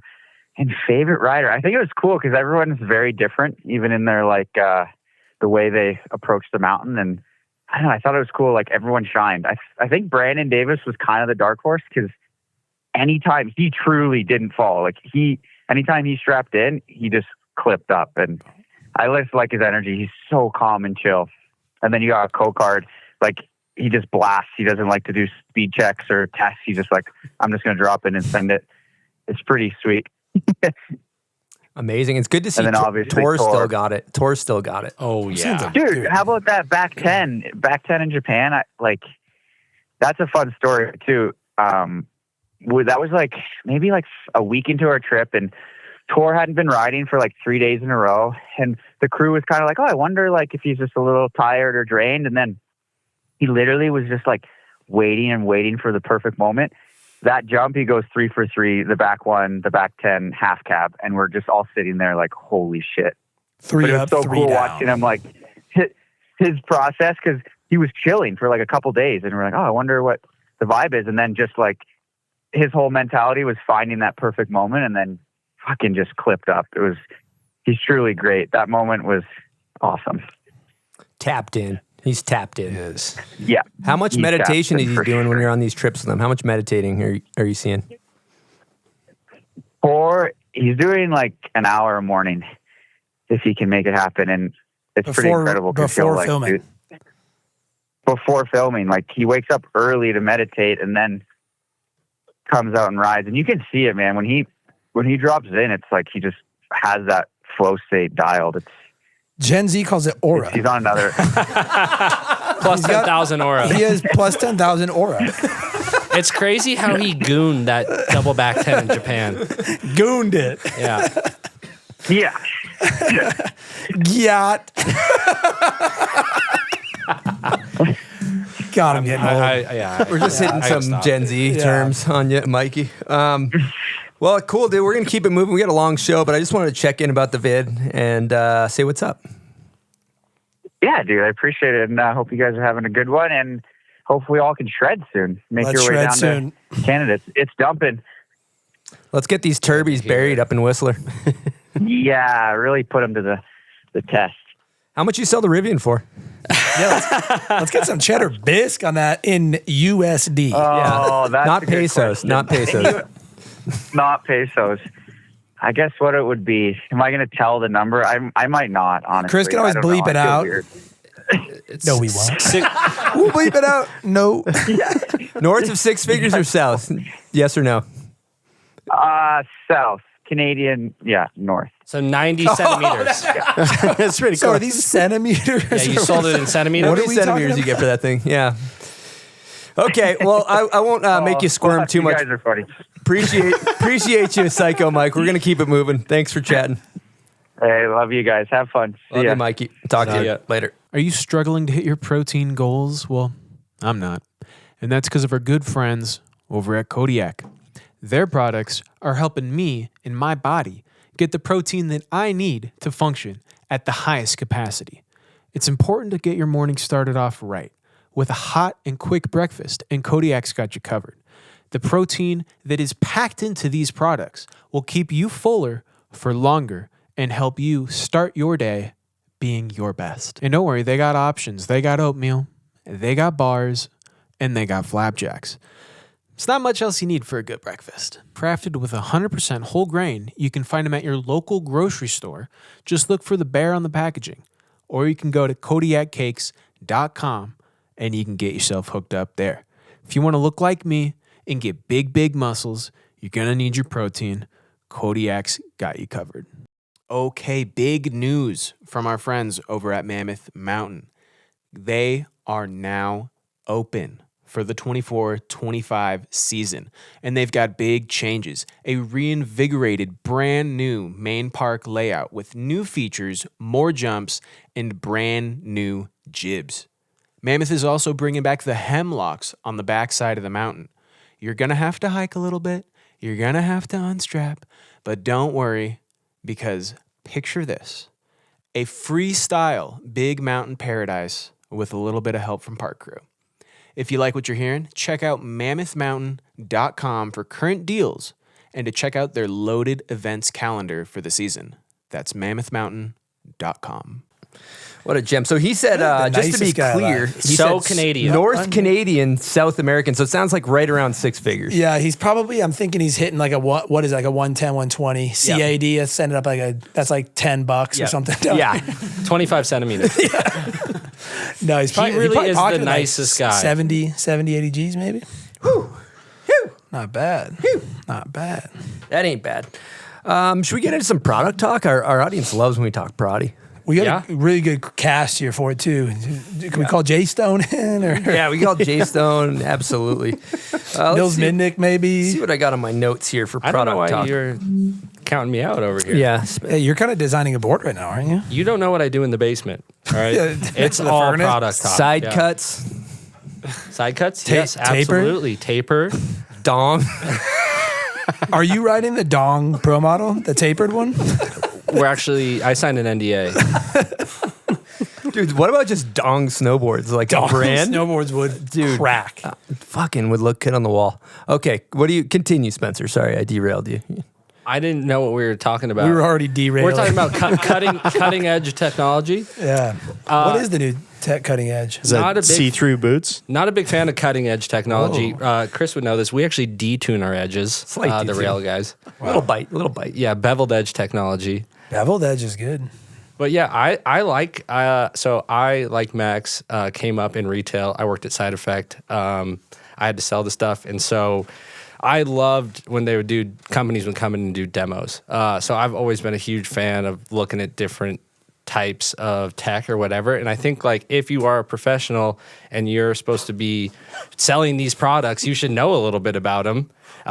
Did you just take I said a low key one. Okay, my bad. I thought me talking about tech just really threw you off. You're like, oh God, no. I hit like a little sneaker one, dude. Yeah, we're all falling asleep here, but continue. Yeah, no, I just think that if you ride this thing, you should know about it. And I think it's really cool to like understand what's going on under your feet with your bindings, with your boots, your outerwear. I just think that stuff is super interesting to me. So I'm all about it. I feel like that's the easiest way to sell a snowboard too. Like just riding it. Like, I don't know. Sometimes I laugh. In Milo, I look at the wall. I'm like, dude, I think I've ridden like 95% of these snowboards. Yeah, that's just cool. Like random. What you liking, Raymer? What you liking? Kind of on like tapered directional stuff. Like I feel like everyone's got one right now. Like from pretty much every single person in snowboarding right now. But yeah, like I don't know. Grew up riding park sticks, but tapered directional stuff's the way to be. All right, if you run Milo or you manage Milo, somebody comes in. And the board, like, what are you recommending? Like, what's your favorite board right now that you'd recommend to somebody that wants to ride some park, ride some hard pack, do some turns, catch a little bit of air, but not, they're not doing backside moose flips on Stubai jumps. I'd probably get on something directional. I mean, ultimately, a particular board. You have a particular board. I'm media trained. I can't say one. But you guys have a Milo. Are you fishing? I was gonna say diesel. Hey, CAPiTA over here. I'm looking for unbiased. Me, Spencer, and Sage are gonna give you biased information. Yeah, true. I mean, I'm gonna say, yeah, Milo Passport's dope. I think it's sick. Ride deep fake, torsionally, like super stiff, which is fun, and then. You could go CAPiTA. I would put you on like an aeronaut, little tapered. It'll float in the POW. It'll turn. You go down the line like Nitro alternator, little tapered, but it'll ride everything. But yeah, you're probably not like doing triples on a park jump or whatever. But it's funny because there's a couple clips of some Nitro kids doing doubles and like 16s on the alternator in Stubai. But yeah, I mean, there's a couple cool ones from Arbor, and then we kind of push Karua super hard too, so like just turning, it's pretty sick. It's dope. People like to turn. I think it's a new wave. I got like a whole new fresh take on snowboarding when I started working at the shop because of that. Like growing up, it was like, oh, I'm on the kink or I'm on like the stiff twin, and then it's like you're riding park, but then get to ride all these boards. You're like, whoa, like now I do care what my side cut is. Now I do care like how wide the snowboard is. And working at the shop, I will say, I guess the biggest downfall is that you get too picky. Now you're like, too much. I know exactly what I want. But yeah. I want to shout you guys out because so many of the consumers, like I think the ultimate thing is we want to have people having fun when they ride their snowboards. So you guys help that happen. So support your local shop because they're going to steer you in the right direction. You might like something, you might like a graphic, you might even be influenced by a snowboarder, and they ride that particular board for that reason, but let's get you on the board that's going to do the right job for you so you're having fun and not just picking whatever. So huge shout out to you guys for making that happen. Thank you. Yeah. I mean, we're going into like the most fun time of the season to sell stuff because of just that. Like I get to watch people just be stoked on like buying their setup. Like, and another funny quote I bring up all the time is like, how many times you go into a random place or a store and you spend more than like $500 on something you know nothing about, Best right? Best Buy.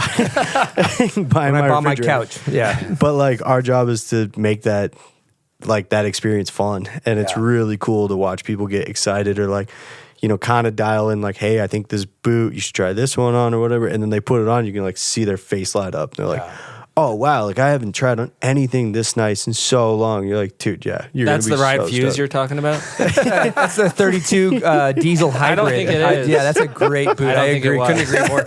I'm going to change gears. I got a press release in my email again, another press release. Again, media guy. Union announces step-on. So the Atlas binding, they're releasing in a step-on, which is interesting. They are compatible with Burton boots. And if you think about bindings, Union and Burton have 80% of market share. So it's kind of cool to see the two juggernauts kind of come together as opposed to try to take each other down. And that kind of leads me to another question that we got on Instagram from Information Garage. It says, would you ride step-ons for $2,000 a month? Spencer? I don't think so. I haven't tried them though, so I can't really knock it. But I think that if step-ons like allow more people to come into the sport, that's great. If they think that that's going to push them towards snowboarding versus skiing, cool. I think that I like the performance of my stuff. And that's a biased opinion. I snowboard, I don't know how many days of the year, do it professionally. I want the best tools for the job. And I want to switch up my tools, certain things for certain conditions. So I don't know if step-ons are in my future. Colonel? That was a really good answer, Spenny. Pretty elaborate. I would not also, but I'm cut from the same cloth as Spenny. It's like I'm trying to bust down pretty much every day. Bust down I'm Tatiana. riding. Yeah, exactly. So I'm looking for more performance stuff, but yeah, like for the older consumer or someone getting into it or someone that's just like, yeah, they don't want to be like sitting at the top strapping in. Like I've heard that argument a ton of times. And people love the step-ons. Like just like if you're like a civilian user, like it does make sense, and you're probably loving I've it. seen a lot of them at the top of the Stubai. You're not really seeing that at the top of Stubai Zoo, but you probably are going to see it at like like up at Brighton today or something. You know, like if you actually look around, you're probably going to see quite a bit of people on some step-ons. So Raymer, you got a take? It's just not for me. I mean, do you guys sell that's a step-ons? better one. $2,000 a month. Question. $2,000 a month. I mean, I don't make much off snowboarding right now, so who knows? But no, I think ultimately I just like my two straps. I like the customization of them. I like the way it pinches when I go too tight. And so I'm going to hit a big jump and go a couple extra clicks, kind of like randomly gives you that extra confidence. You like, got to hit one more click. One more click. One more click before busting. Like, is that like scientifically proven to make you better? Yeah, I think it is. They studied. Bill Nye the Science Guy did a. Yeah, he did. He did something Huge on that. piece on it. Yeah. We were laughing at the shop the other day. We were like, dude, do you think if you were hitting a big jump or something, like, how do you get one more click? Is it an extra boa turn? Mm-hmm. What is it? well, You know, on like, the step but on, that yeah. click is like, I don't know, dude. It It's is everything. essential to me landing the trick for sure. I think that argument is pretty invalid, though. As much as I want to get people into the sport, it's like not that hard to buckle a binding. Yeah. It doesn't take that much more time. But I don't know. Here's what the here's deal the is. thing that I think like so for me, like obviously I'm the same as you guys. I like regular straps, but Any like performance-driven but- snowboarder, But like, does. yeah, exactly. But like, take Ken Block. He was a huge step-on guy, and you get off the chairlift, and he'd be like, "I'm in." And if you had like, let's say a Karua board, like you mentioned, and you're just gonna go up for 2 hours, and you just want to burn laps, and just get off the chairlift, click in, go, come back up, get off the chairlift, click, go, and you're just ripping cord. I think it's probably perfect for that. I think for us, it's just like we're so into tricks and like bag and air time that I think that's the. And I'm sure it's okay for that, but I just don't think it's ever going to be as good as a regular two strap. No, Is that won't. going to be like riding or like buying a shittier car with a nicer seat in it for the comfort? You know, it's going to not drive as well, but you're going to be in like a recliner chair when you're behind the wheel kind of thing. It's like a stick versus an automatic. You're like, yeah, well, I just think, you know. That's a huge hurdle for a lot of people though. They have to sit down and strap in, like, and the skiers, they're good to go. So I think like a lot of people that just go down the hill want that. Yeah, I mean, I know that because I've just talked to people about it, and they're just, especially for people that, are older or just like don't want to be dealing with that anymore. Like, I'm just gonna hit the step on. Well, and I think even too, like, sometimes we get a little naive. Like, some people who are buying step-ons or want step-ons, like, dude, they might be riding 4 days a season or under 30. You know, they're like, this does it. This works. This is great. Or like, I've talked to a lot of instructors who do like it because they're like, dude, I'm working with 7-year-olds. They're in and out of their bindings or whatever. And like, hiking up the mountain. you know, the other one that's kind of interesting is like the Midwest. Those laps are so quick. People are like, I want to be. People jibbing in them? No, but just just hills, you know, like even like parents would. Yeah, it's 200 like- foot vertical, you're in and out, boom, boom. Yeah, I mean, I think ultimately there's a spot for it too, but I think you said it the best way. It's like performance-driven riders, like It'll never do you want? it'll to be never strapped in? go away. Yeah. One more click. One more click. I like that. Dude, those rope Just one toes more though, click. you don't unstrap. That is such a leg burner. It's crazy. You're getting like 300 laps in 10 minutes, and you go faster up the hill than you do down. You're like, I need a break. Do you think in one day at like Trollhagen you might do a 2160 just from ripping laps? Yes, that's a fact. Even if you just 180 on and off of boxes. Yeah. Yeah. You could Are you asking if it's powered by 2160s? Yeah. Is it Ian Mattioli's 21 powers the Highland rope tow. It's science. That's true. Yeah, That's true. Both sides. It is science, which is cool. Yeah, my third leg gets a little sore on those rope toes as well, not just my first and second. All right, I have another dong snowboard. Yeah, dong snowboards. So speaking of bindings, I have another note. I saw recently 32 next fall, or this coming fall, is releasing a new binding, and it's called the Phase System, Fast Entry Two-Strap System. And I saw Pat Fava using it up at the spot. It's interesting. So you don't unstrap. It's a two-strap system. So it's just like a normal binding, but the heel hinges back, and as you get in, you keep your toe cap the same, so that all you do is you tighten your ankle strap. So it's essentially like you're just click in one strap, and so it's faster than the two strap. Pat was getting his reps up. He's going to be a problem at the rail jams because he's going to be like clicking in like you've never seen it before. And but he already hikes fast. But I do like to see that there is binding technology that is changing, and this is like a nice kind of hybrid in between. It's still a strap binding. It's just a little bit faster, Almost like a flow, but you're still strapping the ankle down. Yeah, you still got to do your ankle. You still got to do your ankle, but your toe remains the same. So, and they look great. And so 32's pushing those bindings coming up. It'll be interesting to see. It's cool to see all the. What about the ones that go like sideways? What about Austin Smith's patented disco foot? Disco foot. What's going on with the disco foot technology? I don't know. I've never seen him like dance. And I've been to weddings with him, so maybe he's trying to make up for it now by dancing on his board. But I'm not too sure what's up with discotech. And did we hear from Austin? Did he say it rode okay? I tried to get a hold of him to talk about this patented discotech. Silk, you can put this stuff on the screen that we're talking about. But he's doing some type of like pop-up shop, so he's not available. See, I'm a board and boot technology guy. I'm like, leave my bindings alone. I just want the two-strap OG. One more click. I get it. Austin's had a ton of knee replacement surgeries, or not knee replacement, He's had knee like surgeries. 8. Yeah, right. And I think he was looking for something to try to help his knee in that. So but are I those think the ones that go like he just when had you're on the lift line? It goes like No. Oh, you're talking about the Zach Hales? Yeah, so it allows you to push with the in front of your board, not behind it. Yeah, Zach is always pushing. He's a front pusher, dude. He is a front pusher. That's crazy. He's a front pusher. Can you imagine how good of a beaver slap you could do with those twisty bindings? Oh, yeah. You rotate for maximum slap.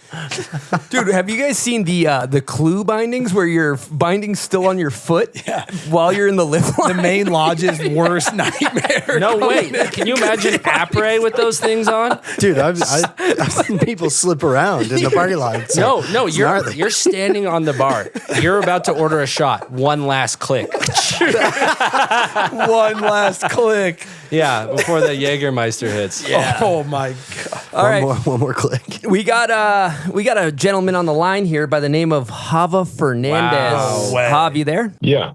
Yeah, I've been here. Hava Fernandez, how we doing, brother?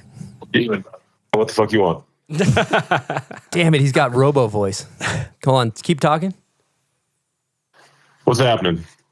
Our fucking podcast machine's shitting the bed. Let me try to call you back on FaceTime audio real quick. Sorry, guys. This thing, like, it works good at the beginning of the show and it just starts shitting the bed at the end of the show. Yeah, Hava, we'd like to see the spreadsheet at Arbor prior to and after. Talk to me. Is your voice good? Hold on, keep talking. I want to know what you have to say. I think he's got the Plant the seed in my ear. Plant it with your finger. It kind of sounds better. I think he's chilling. I think that might be Hava's voice. Okay. All right, I'm gonna bring No, it's my voice. No, I'm a little under the weather. Okay. And it probably is shaping voice, you know? All right, I'm gonna bring us in. We'll clean this up. I'll bring it in. Okay, here we go. All right, bring it in. Talk to me. All right, we got Hava Fernandez on the line. He's currently over doing marketing at Arbor Snowboards. They made some big team moves. A lot of people want to know what's going on. Hav, how we doing, brother? I'm doing good, Chris. How about yourself? We're doing good. Sage is in the booth. Raymer, Spenny Shubes, Silk D. Wow. Humbled to be in the presence. Well, we want to get Greatness, to the bottom of these big team changes at Arbor. Talk us through this. What do you need to know? What do you need to know that hasn't been said already? You signed some big boys. Yeah. Release the spreadsheets. I'll release the sheets. Release the sheets. Release the sheets, man. Sheets. Let's do this. I don't know. Get a little more pointed with your question there. I feel like you're just prompted to talk, and I'm going to say a bunch of dumb shit. Well, I mean, you got. What do you want to know? Well, What do you want to know? I'm a busy man. What do you want to know? What the fuck do you want to know? So you got Danny Cass, you got Red Gerard, and you got Big Air Jared. This is a major power move to sign 3 of these guys. First, let's start with Red. Why'd you guys sign Red? I don't want to say that old just fell out of the sky on us, but it was a moment in time where Red was open to anything, and the stars just kind of aligned on that one. I don't know what else to say. I mean, it's Red Gerard. Arbor and myself couldn't be more excited to be working with him, of course. But obviously, there's big plans in the future, and super excited about that one. Same could be said for both guys. I'm giving you kind of like the generic diplomat answer right now. Media trained answer. Safe. Yeah. I'm kind of like going a Louis Vito angle here a little bit. A little bit safe. Media trained. I've spent some Sage. It rubs off. It does. Sage rubbed me off. All right, let's talk about Danny Cass. Been out of the game for a few years, still U.S. half pipe coach, legend, one of my personal favorites. How did that come to be? Same personal favorite. That happened, I believe, initially with a call. Oh, it's cool. I'm looking out my window right now. There's 3 deer in my yard. Anyways, but I believe that was that happened because of the relationship between Patty over at Arbor and Danny. And that conversation started and some magic developed on the tail end of it. And you signed Jared just because you felt bad for him, kind of? Was that kind of a sympathy sign? It was a little bit more of a handout than anything, to be honest. He doesn't have a lot going on. And he's kind of trapped in this like beautiful little bubble up in Bend, Oregon, out on his own. We needed to break the shell. No, interesting story about Cass. A little side quest here. So once upon a time, when I was working over at Nike back in the day, Danny was on Nike, and it was when we were filming that Never Not movie, and it was Sage. Actually, Sage, you were here this day, I think. Were you there the day that Danny broke his leg? I was up at Mount Hood. At Mount Hood. Yeah. So I was taking the pictures that day, and I took these like really sick photos, like panoramic photos, with this Hasselblad camera that I had at the time, and I printed them off recently, like a long time before we signed Danny at Arbor, and I had titled the photo "The Final Air of Danny Cass," thinking like this was like not the final air of Danny Cass, but like this was kind of like not the end entirely, but like it was kind of like the end of his like quote unquote professional snowboarding career, like with Nike, because I think like things wrapped up on that program like not long after, et cetera. And it was a pretty bad leg break, Sage, if you remember. That was but gnarly. Turns out it certainly was not the final air of Danny Cass. I'll send you a copy of the print. It's a super sick photo. Clean. Can we talk about his pro model next year? I've heard some very funny things, or is that top secret? I think that's still like under wraps at the moment, but I can tell you it is a super sick board. It's very interesting, and it would not disappoint anyone that has been a fan of products that Danny's made in the past. Yeah, it's funny when you sign somebody like Red and you see him up at Stubai chucking on the big jump there, doing like switchback threes and the coolest shit ever. Like the board looks good when you get it under the right person's foot. You know what I mean? Like the marketing's working. I'm telling you. I see Red Gerard out there doing his thing, and I mean, yeah, sure. The Arbor board looks great under his feet, but man, at this point, like the way that guy's riding, I feel like you could put like a 2x4 under his feet, and it's like, wow, this thing looks magic out there. I heard he basically rides a 2x4. Oh my god! It's like, no, just the stiffness. No, he does like him a little bit stiff for being for being a smaller guy, or for being pretty lightweight, he's a pretty small guy. He rides a pretty stiff board. So what's the plan he with also these? rides pretty. What's the plan with these guys? Are you doing pro model product? You guys doing boards and bindings for everybody?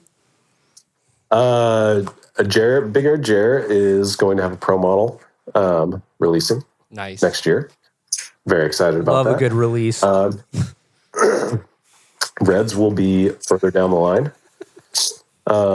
And Danny will be releasing a pro model as well. And before you go airing this, let me just go talk to these guys and make sure that this is okay that I'm saying this stuff. I might be bleeping what I mean? this out.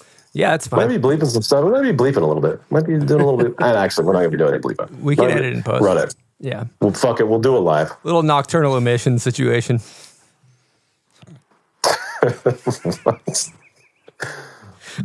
Little Nokia mesh. Sorry. Yeah. Little nocturnal full release. You know what I mean? Did we get a patented Hava throat clear in the middle of that?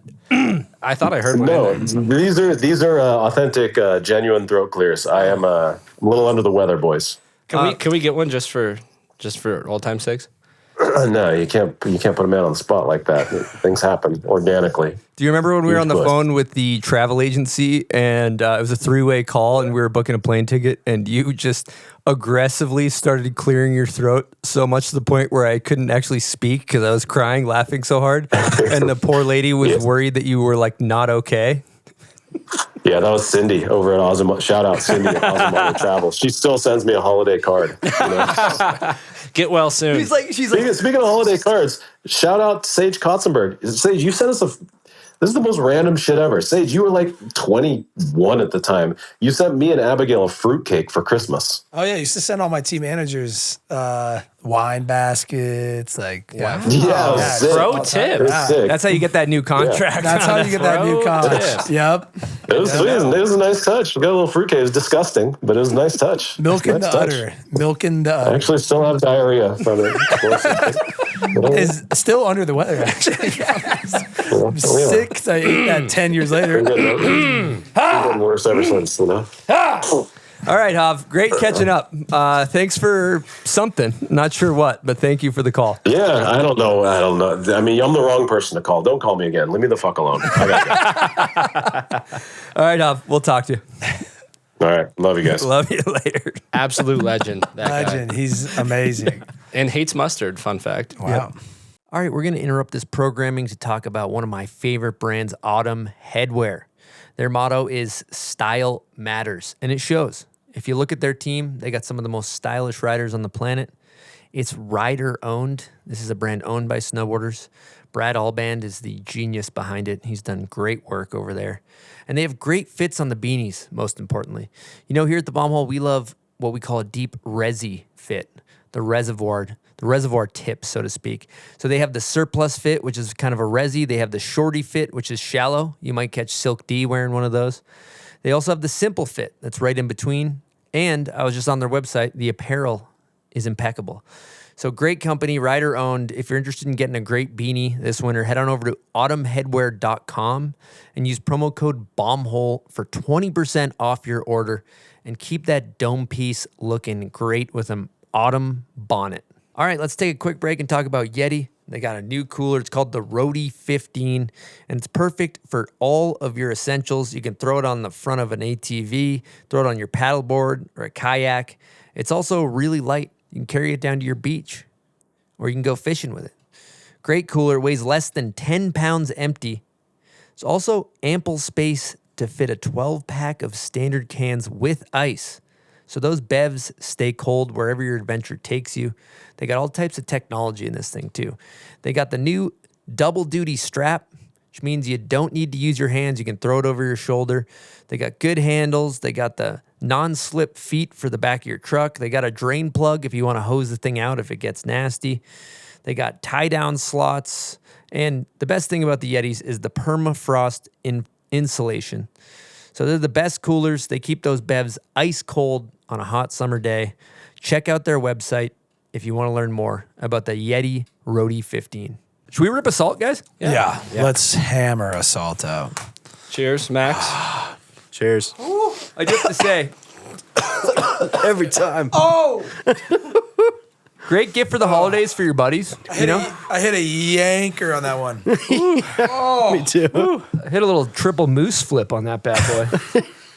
Feeling like Ian Mattioli after a day at Stubai. Feeling like some wind energy is getting generated as we hit that salt. Glaciers are healing. Growing. Sustainable energy coming from the Stubai Zoo right now. It's so nice that that's happening. Partnering with Protect Our Winners.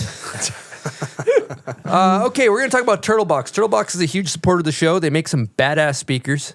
They got up to 20 hours of battery life. And the thing that I like about them, you can connect them together. They connect. So you're having a party. You got a couple people in the garage. You got a couple people in the living room. Boom, you're playing the same tunes. It's fantastic.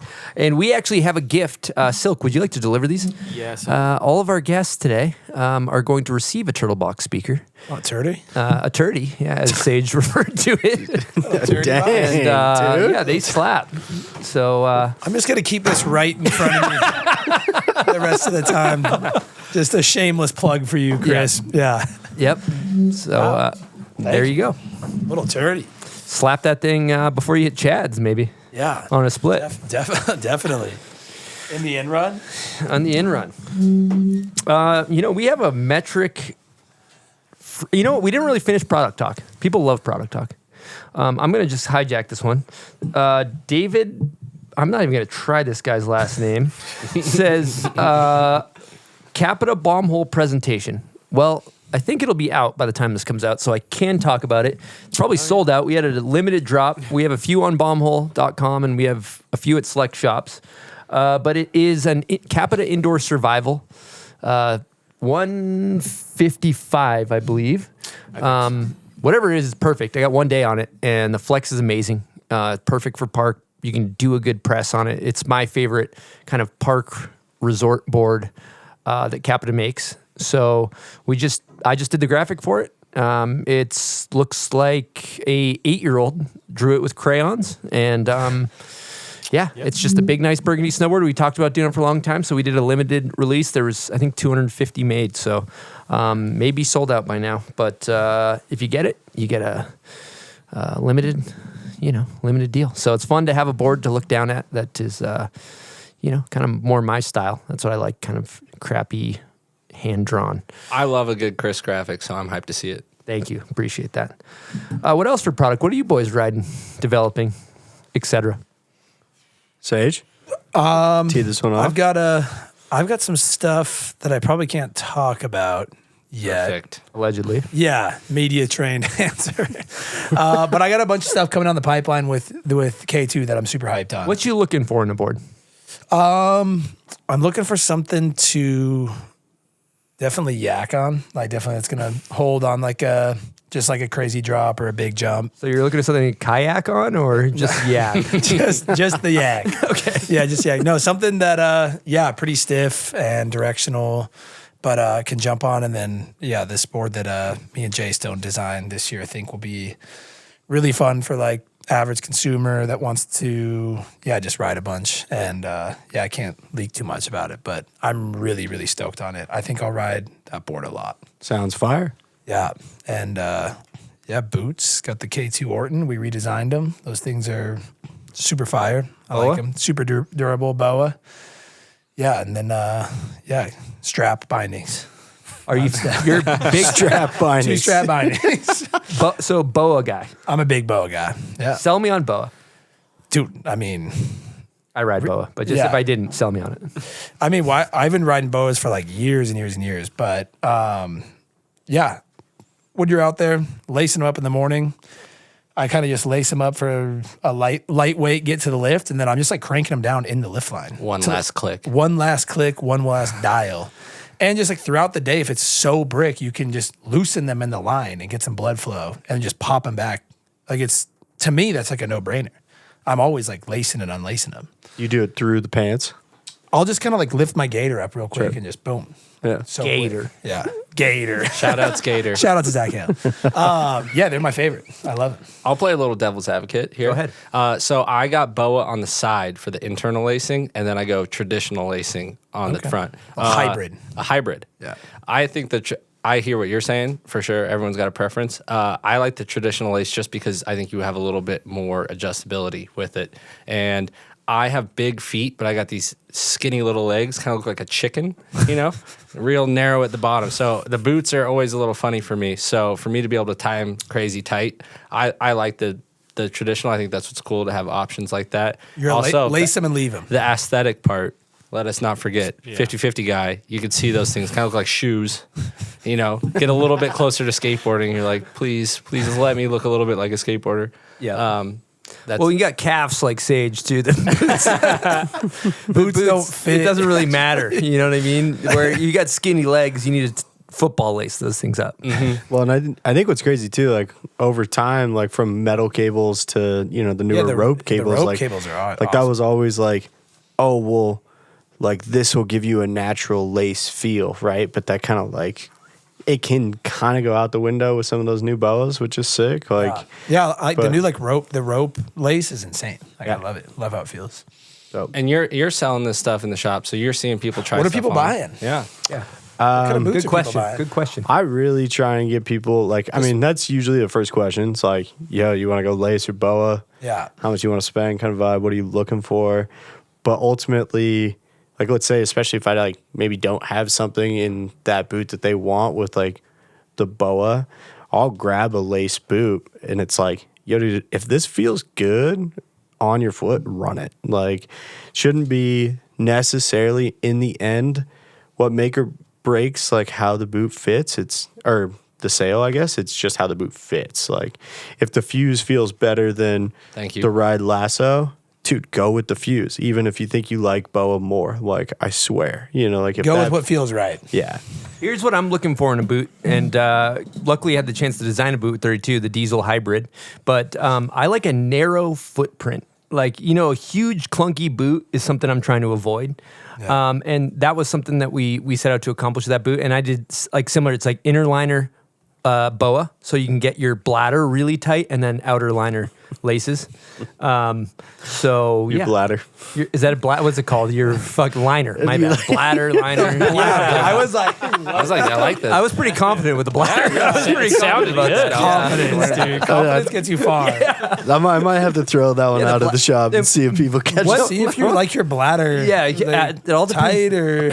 But one last thing I'm going to throw in there too is I'm only familiar with 32 boots. I've ridden them for the past like 2 decades, basically. But one thing I always do is heat mold the lining. Like if you heat mold your liner, your boot experience is completely different. And I run custom footbeds to keep my feet from cramping. So I don't know if anybody else does that. But for sure. Dude, I think that can be kind of a slept on idea. Like sometimes I'll heat mold boots and like whatever it is, even if it's a couple of years old, you'll like pull the footbed out and you're like, this is it. Yeah. Like, this is all that's in there, And like, I think it's hard because like, then you get into like orthopedics and like you don't want it to be too specific. You want it to be like general. So, the footbed does fit everyone's foot, but that's why like I think footbeds are a slept on thing. If you find the right footbed It's a big for like yourself. ski thing.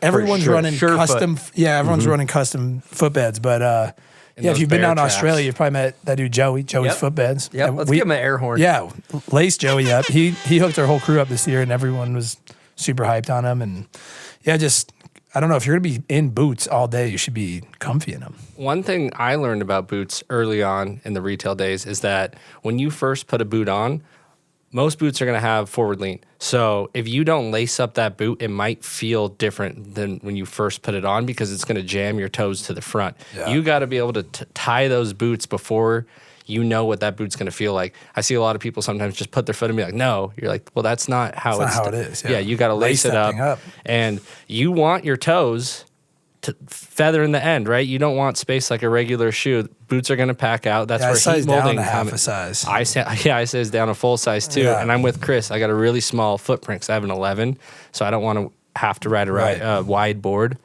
So yeah, there's all these little tricks of the trade that you can do when getting comfortable getting your setup. Yeah. Well, and I think that's, I mean, maybe sick segue into like just trying stuff on. Like, you know, you got to figure out what feels good. Is it like you wouldn't want to order a size down just because you think that that's what you're looking for, but it comes from our experience of being able to try stuff on, right? But ultimately, you wouldn't know that unless you were like at a shop somewhere just trying it on, you know, and just be like, dude, I think I actually kind of want to go down half size. Or I want to, some people who ride 5 days a season, they're like, well, you're saying that I'm going to have to break these in every single day I go ride? And I was like, I don't know, maybe go up a half size. Like, does it still feel good? Are you swimming? No. It's like, might be better in the end, right? But it's all personal preference in the end.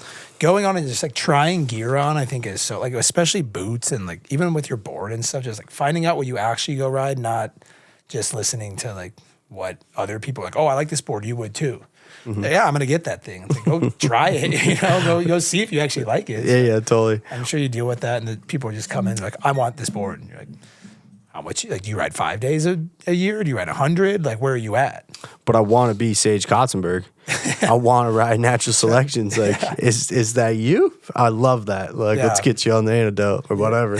But yeah, for sure. I mean, even demo programs are like so big, and like what we are able to do at resorts and like be able to like go try boards and like get consumers on stuff. Like, that's just like the way it goes. It's so dope. I love riding new stuff. I took a K2 Manifest, the Sauce Fakes. I was like, it's kind of just overriding the twin Hypnotist. I was like, I just kind of want to ride like the directional twin and Sauce Fade. And I had so much fun riding park on it, but I just like switching it up all the time. Fire. Yeah, a couple guys at the shop, Jake and stuff, they're riding Manifest in the park. Yeah. And they're like this, dude, this thing's sick. Yeah, because like, it has fire. a different feel than a twin. You know? Yeah. It's like you're riding a little bit different. You got a little extra rocker in the nose. You're like anywhere from a half inch to 3/4 a step back. Like, coolest part about that board too is like, dude, that's the quiver killer. Like, you could ride that in the deepest snow possible. Yeah, like, it's like we got a pow day and Sauce Fade on it, and then I literally was ripping toe side turns and like 2 feet of pow, and then cutting over and then like back 10ing the 70-foot jump. It's so sick. It was so fun. I was like, this is awesome. Like, so fun. That was sick, and Like, also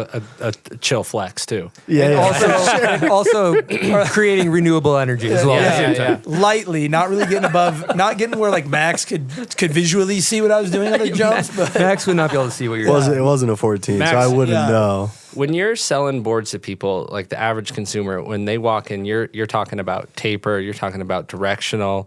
How many people are catching on to this? Like, does the regular consumer know a lot of these terms, or is it pretty foreign?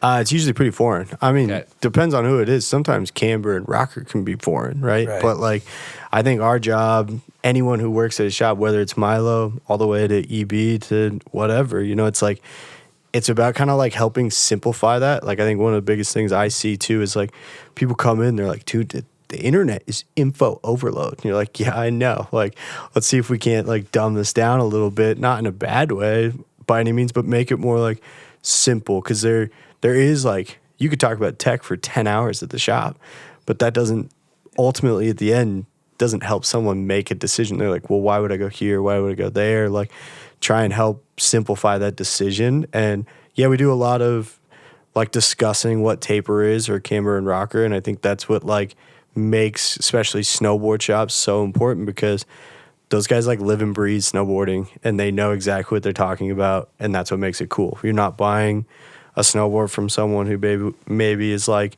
into hunting, but he had to come over to this department or whatever, which that's not wrong by any means, but that's why at snowboard shops you can get just such a good answer. I think the same thing when you're on like an automated call, you're like representative. And then you get to Delta and you're like, am I on the flight? They're like, yeah. You're like, cool, I just wanted to hear someone. I wanted to make sure from a human voice. Representative.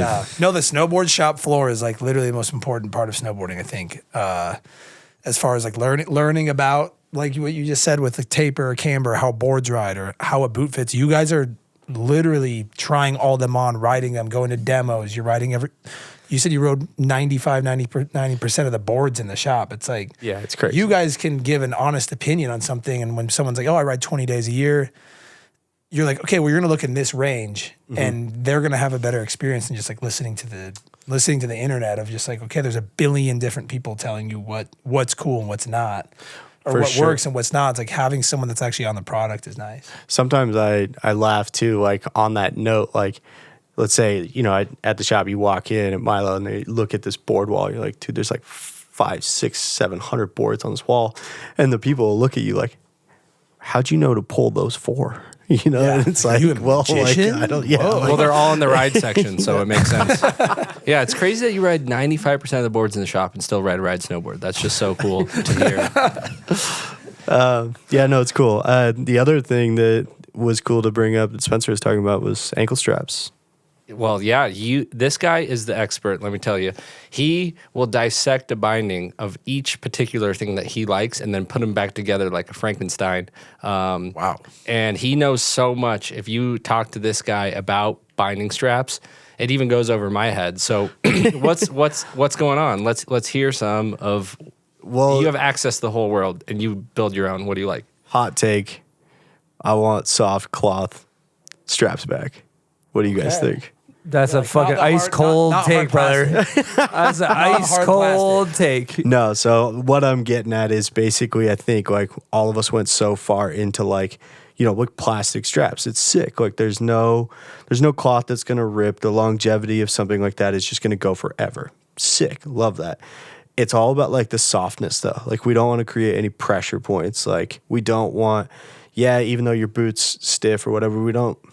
Ultimately, I just hated having straps that were supposed to be on like a medium flex binding that like gave me pressure points. Like it was like, this hurts. I don't know why.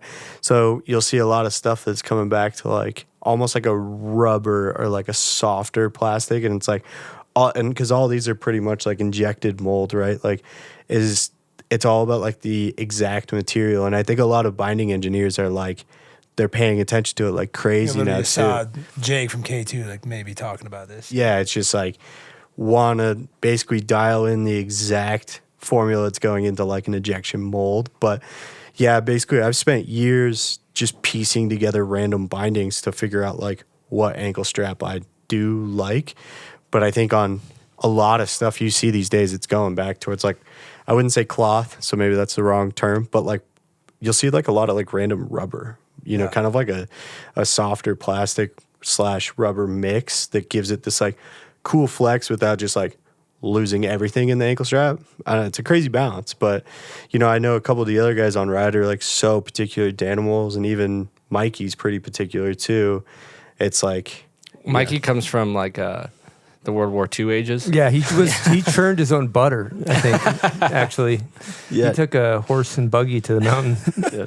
But I mean, before Ian Mattioli was able to create electricity with his 2160. The Benjamin Franklin of snowboarding. Sometimes that's how I also sell a binding. I'm like, dude, check out the ankle strap and just like grab it. And they're like, feels comfy. You're like, exactly. Run that.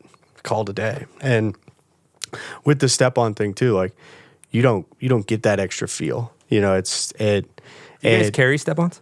We do a little bit. Yeah. Definitely not opposed to it. There's a customer out there, whatever. But I definitely like talking about my two-strap scenario on the wall, and you'll see more two-strap stuff, especially at Milo. I like talking about it more, and it's easier. It's easier decision when people put stuff in their hands than when they like put a step-on in their hand. They're just like, okay, cool. There's that, you know, but like that's also what's fun about bindings is you can like customize the entire setup. Like, ooh, I got my white high backs on my big nice burgundy snowboard. Like it looks dope, but it doesn't look exactly like the every other thing. Or like same with like, you know, Union's got their Force Classic, but then their Force Classic with the team high back. Like, oh, you might want that U on the high back because Sage had it way back in the day or whatever. Like, you know, it gives you that personal feel that like all of us like also grew up yearning for, to have like a personalized setup, which is good, cool. feel good. What about wings on the high back? Ooh, that's a good question. Come back? Good question. The Magoon I wings? think some people might be integrating it kind of into their high backs, but I think it's like new age. But yeah, it's kind of wild. Lane Axel runs them. Yeah, makes your binding so heavy. I should put that on the tune list. Winged high backs, and I'll put them on. at the shop. I got a question. When you guys set up a board, do you guys hop around on the carpet to like test the flex if it's a new board? I just did that with that new board. Really? No, I'm telling you. Yeah, I was got going it. to I was ask the proper way to flex a board in the shop. Like, do you put your butt to it and kind You of like can't. You'll never know the flex of a board unless you strap in and pop around on it. Do you let people do that on the floor with a new board? For sure. You know how old that carpet is? Yeah. It doesn't matter if they're ripping that thing up. Yeah. Cutting rug. Because I feel like I'll get a new board and I'll be like, I wonder how this thing is, and I'll be like bopping it like in my hands, and then you really have no idea until you actually bop around on the carpet, or ideally, Well, a hill. especially too, like where rocker starts on like tips and tails is so different now that like even if you put your hand up top and like try and like lean into it, like you're not getting a flex, and especially You get, like the center flex of the board. right, like I could have a 19-inch stance or a 22, but like how much shorter the tip or tail feels or whatever, it's completely different. Yeah, Like the board I was just working on K2, it's like it gradually gets a little bit less stiff as it goes up. So you're gonna flex the middle. Like there's a bottom flex, there's a top flex, there's torsional flex. It's like you're not gonna get that from just going like this. my favorite is the flip around to foot to knee. Yeah. knee or foot. You get and, people like, coming in the shop just trying to break the thing. well, you'll pull the corner. You're like, oh, it's all good. Gentle on that thing. Okay, I got a hot one. Do you guys do this? When you go to screw in your bindings, do you do a backwards rotate until the whatever it is, the screw lines up with the thread? Because if you put a little pressure and you rotate the opposite direction, when the thread matches, it'll make a clicking noise, and then you know you're not going to strip your bindings. You ever done that? Whoa, never done that. Don't do that. Also, don't strip my bindings. Do you the other one too? Like I get a lot of people they talk about disco foot, and I think the simple way that I talk about it too is like, I'll look at them. I'm like, hey, have you ever changed a car wheel before? And they're like, oh yeah. And I'm like, do that with your bolts. Like go in like a star formation and like get the binding to seed flat the whole way around instead of like just doing one and then the binding like kind of like ultimately sits like that. You go tire iron vibes. Yeah. Don't tell that to Austin Smith. He is not about it. He wants disco foot. He wants the disco What about foot. rotating your high backs? You do that? I used to a lot more. These days I don't, but I dress my heel cup. I pull it in a little bit so that my binding fits more like a 10, even though I have an 11, just because I like the where I'm sitting at with my feet over the board. I think that's one of the more overlooked things. Like, I'll grab a binding and put someone's boot in it, and they'll kind of like look at like, what are you looking for? And I'm like, dude, I just want you like centered on this thing. Yep, that's a good point. They're like, oh, I didn't even like know you could do that. Yeah, You can get so tech with So bindings. tech. Yeah. And it's not that hard if you take 15 minutes before you set this thing up, especially like if you think about it, it's a $500 investment to a snowboard or plus bindings and boots. Like take a little bit of time and personalize it because the tech is there for you to do that. And ask the shop how to, because if it's going to make your riding experience better, take the time. You're in that's like same with the boots and the like heating the liners and custom footbeds. It's like you want to be feeling nice you're on the board so much. Like feel good on it. Like you can mod it out to be exactly how you want it. Like the tech is there now. I feel like when I go on the hill, I see so many people with like 4 inches of toe drag and no heel drag, and like not to overlook, but like when you set up a snowboard, make sure that you look at it with your binding and your boot in your binding, and you can see how much toe and heel drag is on there, and adjust your heel cup accordingly so that your toe and your heel drag is even. Because I didn't do that up until like 5 years ago. I literally I was a pro snowboarder, and I was still like, oh, why do I have so much toe drag? Like I didn't even know how to do that. I see a lot of pro snowboarders that don't know, and it's crazy to me. It's like if you want to become a doctor, like you have to go through like years of education, right? But if you're just like good at snowboarding, they give you the stuff. You actually can't have an education. Imagine just like being in surgery, like you're a really good surgeon, and you're like scalpel, and the person's like, "What's a scalpel?" You're like, "Yeah, learn about your stuff." Like it might be a little nerdy, but like it's cool to know. It's cool to know the difference between centered and extruded bases.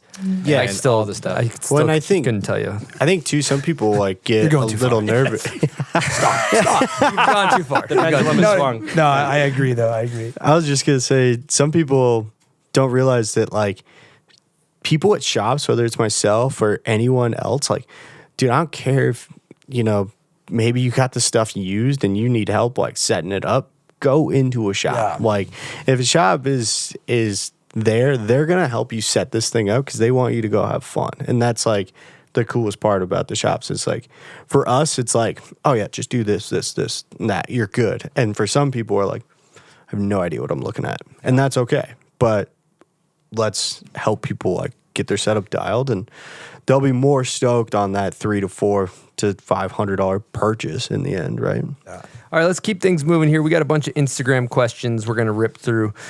First one that I thought of is, I actually might need this for a personal question. It's from John Close. What's the secret to spinning switch backside on a snowboard? Maybe Sage, I'll let you field this one first. I'm going to take this over to Mark McMorris, actually. Would you say hinge? Would you say hinge and pre-spin? Yeah, hinge and pre-spin, and look far down. Look down. Yes, switch backside is 99% of people's arch nemesis on a snowboard, and I don't know really why that is, but yeah, hinging at the waist seems to be an absolute nightmare for people on switch backside. So yeah, try to stand tall. And wait till the top of the lip. I think that's the most important thing. When you say stand tall, what do you mean? Like stay stacked over your snowboard? Yeah, stay stacked over your snowboard, bend your knees, and yeah, just don't be hinging at the waist. Do you think that more people that like to spin switch backside are regular? Do you think that more people like to spin left? A lot of regular people spin left. Yeah. And then goofies spin. So we're at a disadvantage being goofy. Yeah. So you guys as the judges should take that into consideration.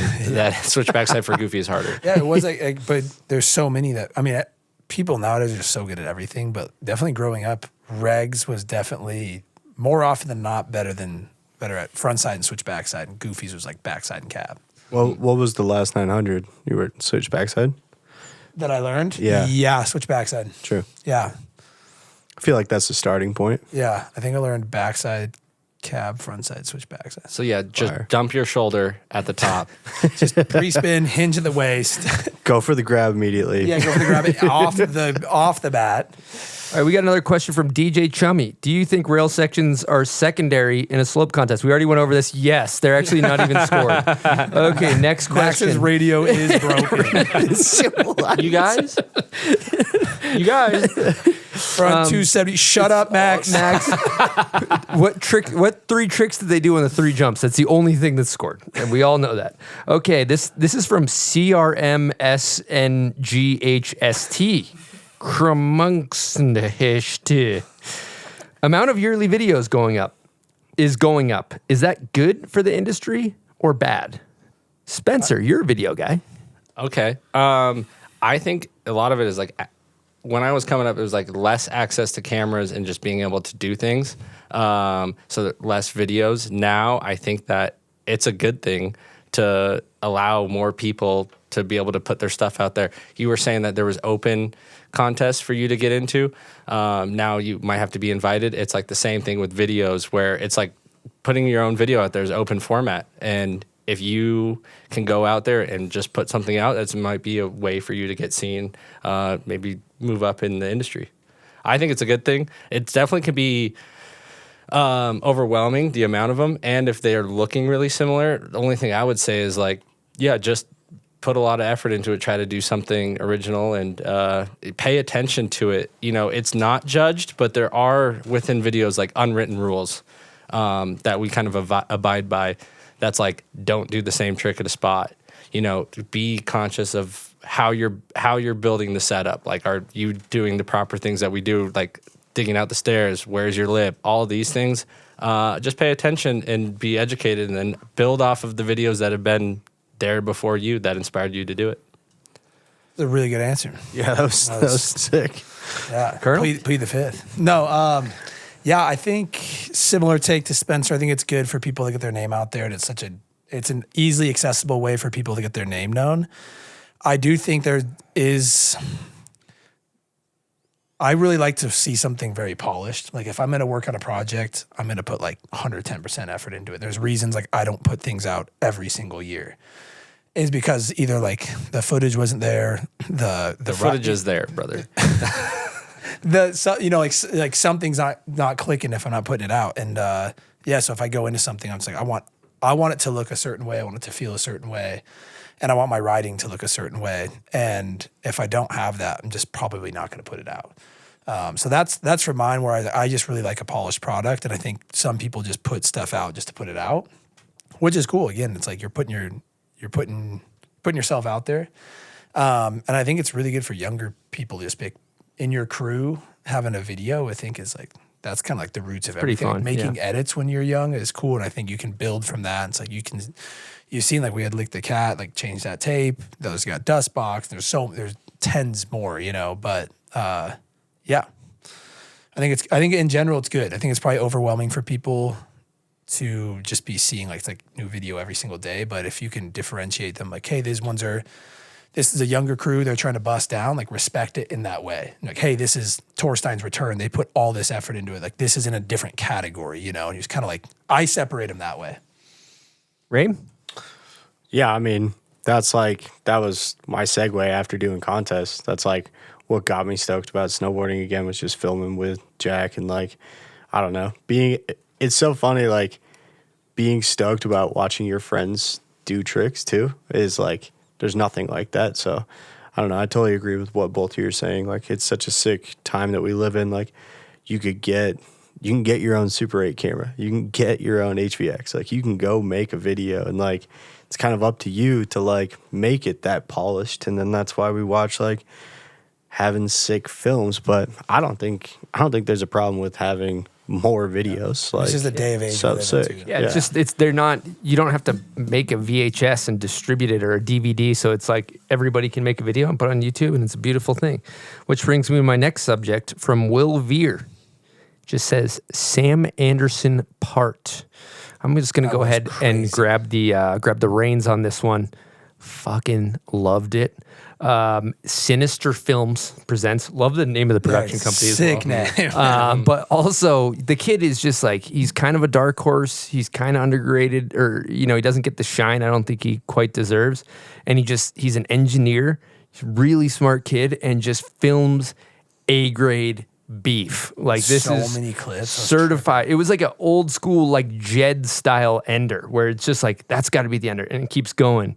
And then he does like back one, switchback 3 at the end. And I'm just a big fan of like tech tricks. I always something that'll look good in 30 years. There's a lot of less is more, and I'm kind of like, sometimes I'm like, less is more can be a cop-out to not do hard tricks, where Sam Anderson is fucking doing some hard tricks, dude. Holy shit. He's also like that backside 50 hop back over too. So he has stuff like He's that. got crafty. Sick. Yeah.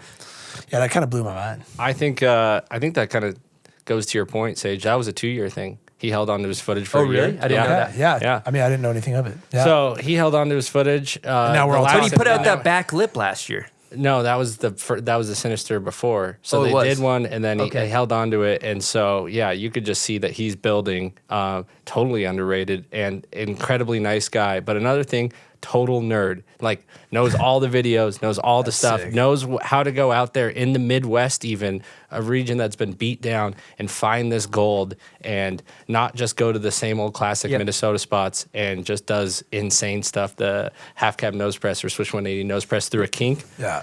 The cab 3 on the jammed down bar where he clips the rail. Yeah. Also, the Carroll brothers had some heat in there. They're like die-hard snowboard, like work park crew, kill themselves to film sick shit. So it's good to see those guys like put out a sick video. Yeah, everyone's talking about him. Yeah. I watched that. I'm in like a fantasy group with like Gesme and Sexton and everyone. I just hit it right like 2 nights ago or something. I was like, what up with Sam Anderson? Like, this is psycho.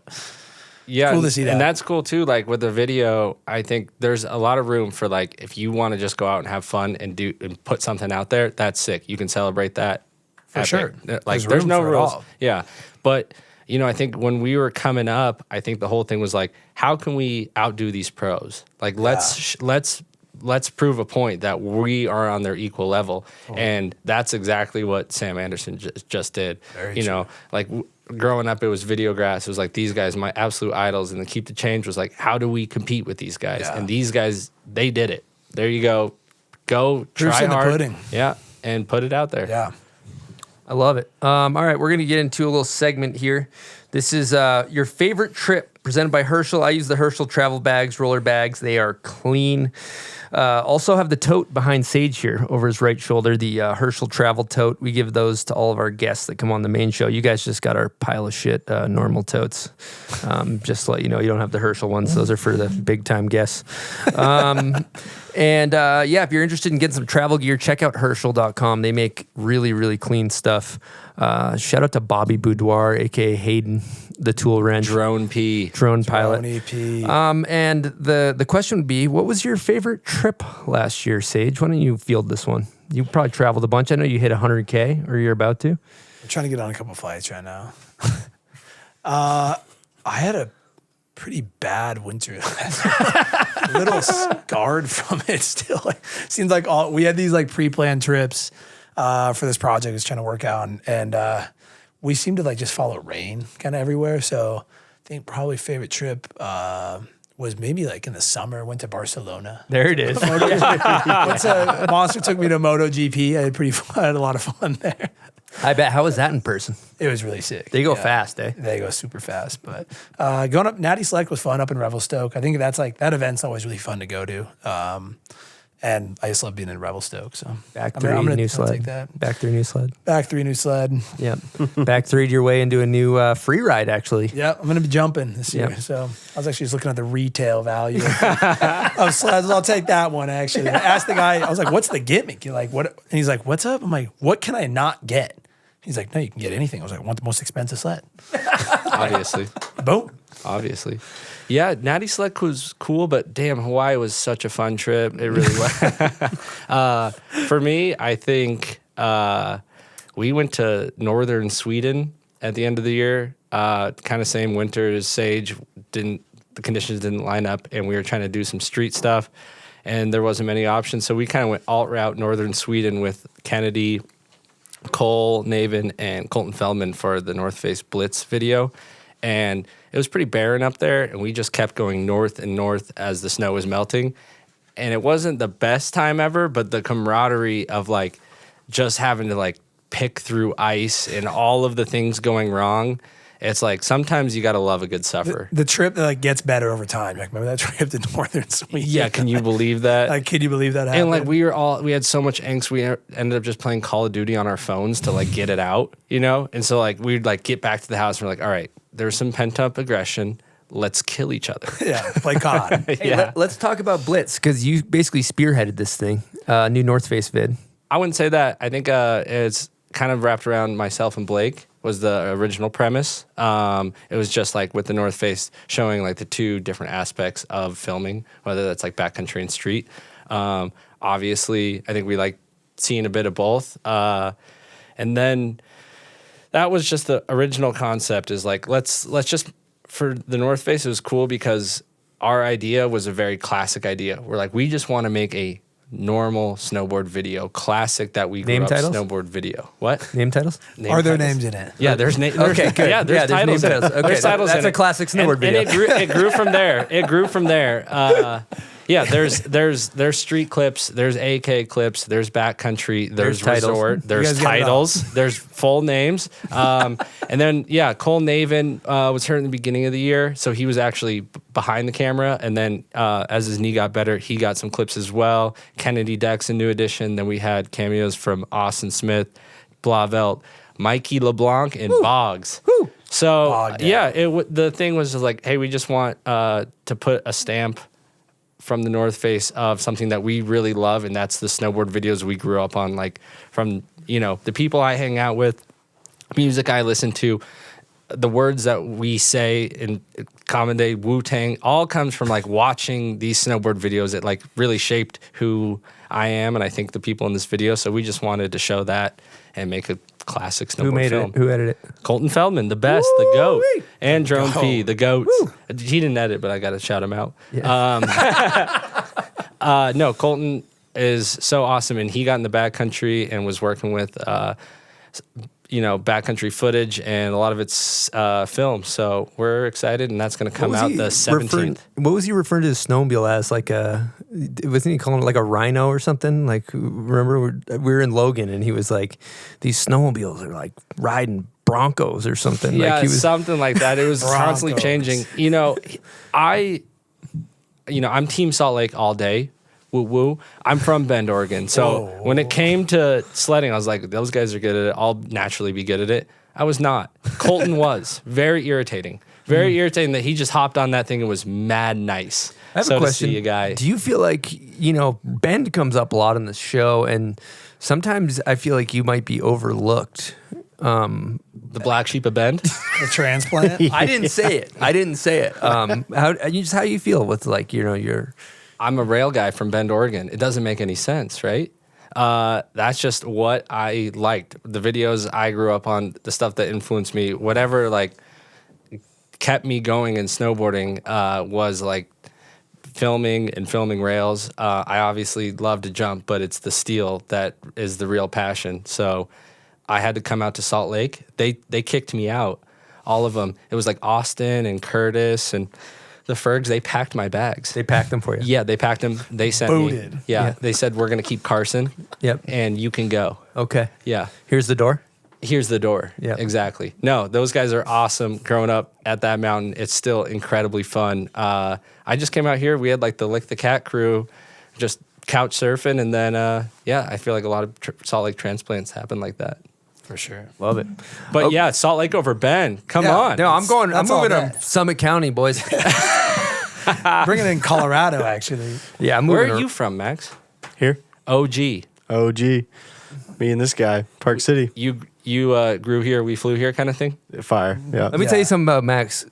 Golf swing, Fred couples.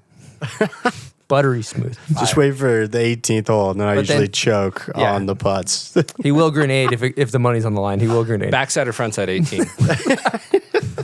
All right, we're getting into the weeds here. We're almost ready to wrap this thing up, but a couple more things we got to get into. Videos, okay? We got a lot of videos. What's your guys' favorite that you've seen so far? I'll take it.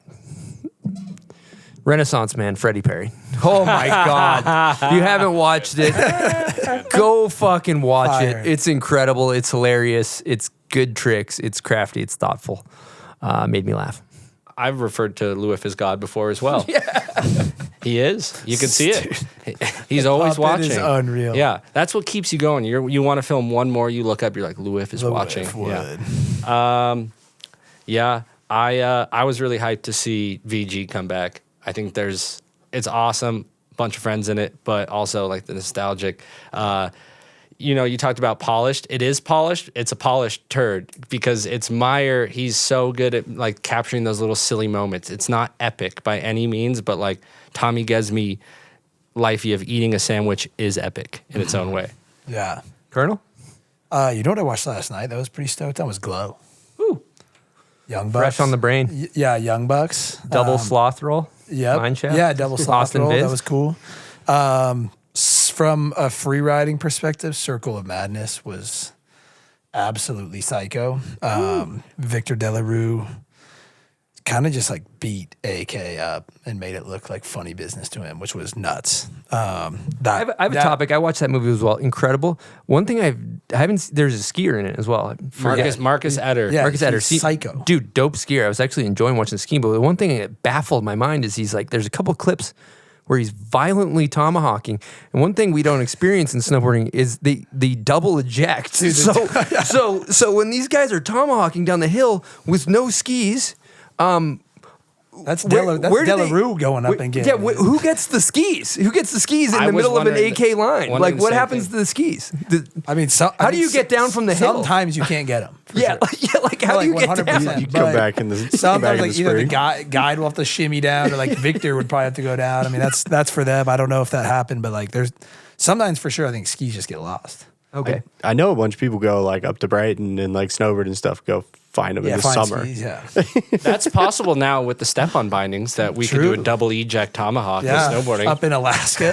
Also, you notice the tomahawks got way more momentum when there's no skis? Kind of they're going Su Yi Ming, speeding up as they go down. And that's actually what fuels the helicopter. It's a carbon offset situation. The offset, it's good. Yeah. But shout out to the North Face for that one. Yeah, that was really beast. I was super impressed. Dude, they must have burned a little bit of budge up there, huh? Thinking about that much time in AK. Whew. Yeah, they were pretty smart about it though. They didn't go private. They were just there for a very long time. Yeah. And just got out when it was good. So Also, what's that one heel side line that he rides? Like the whole Dr. thing. Seuss. That would be a goofy footer's paradise, foot, yeah. but heel side seems nuts. it's like the people that it's like Xavier, Jones, and Manuel Diaz were the only people that ride it before him, Legends. so it's a pretty good list. Any other vids? Man, I mean, there was a lot, but I mean, those ones stood out to me. Looking at the list right here. Rain Yeah, those are it. You got anything? Yeah, I was gonna say. I mean, just watching the homies. That's the best part. Is I know all of them, like Good Samaritan homies. Yeah. That vid's sick. And then the other one I wanted to say, I don't know if it's out yet, but have you guys seen Renee's video? Oh, I No, I haven't. I haven't. Insane. I walked Rider out. of the year for sure. I walked out and looked at Freddie Perry, and I was like, dude. He looked at me. We both said at the same time, he's like, greatest snowboarder alive. Like, He's for sure the best all-around snowboarder alive. It was in pretty my cool. opinion. We So that was found dope. a spot in Finland, Yeah. and it's funny when you're looking at these things. We go up to it and we're looking for evidence. It's the end of the year, is a meltout, and there's P-Tex on this spot. This spot was so dangerous, and it's in Finland, and I haven't seen it. I've been waiting for videos, so I'm hoping that it's Rene. But yeah, when you're like going to investigate him, and you're like, I think this. There's a little bit of a scratch on this fence here. That was probably when they were coming out and they hit it with their heel edge. But That's yeah. crazy. Yeah, I've heard nothing but good things about Rene's movie. It's cool. He's got to be rider of the year, Max.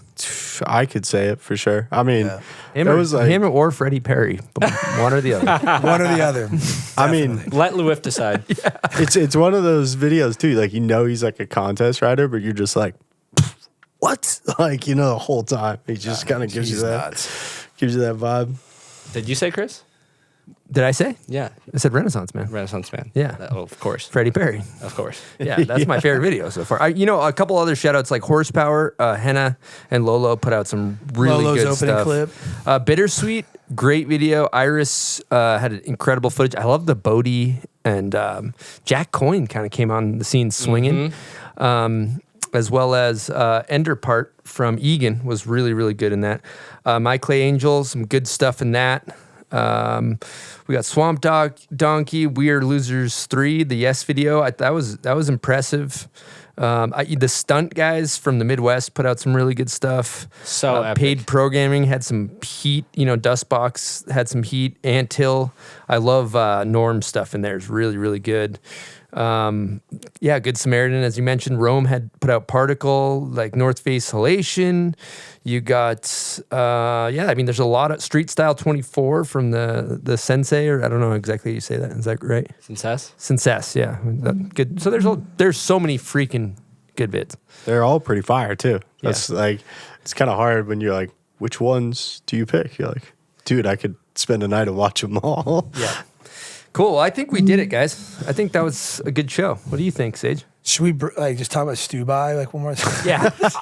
Can I ask a question over here? To Silk? Yeah. Yeah, let's hear it. Okay. We'll do hot takes. Just Okay. one. Yep. We're going group chat over OG bomb hole. What's more fun for you? Group chat's more consistently fun for sure. Ooh. That's us right now. So we got to win. you That's a guys. W. Yep, That's win- us right win- now. Win for you guys. Sorry. I just like you've hearing been on Silk the talk. show. Yeah, silky smooth voice.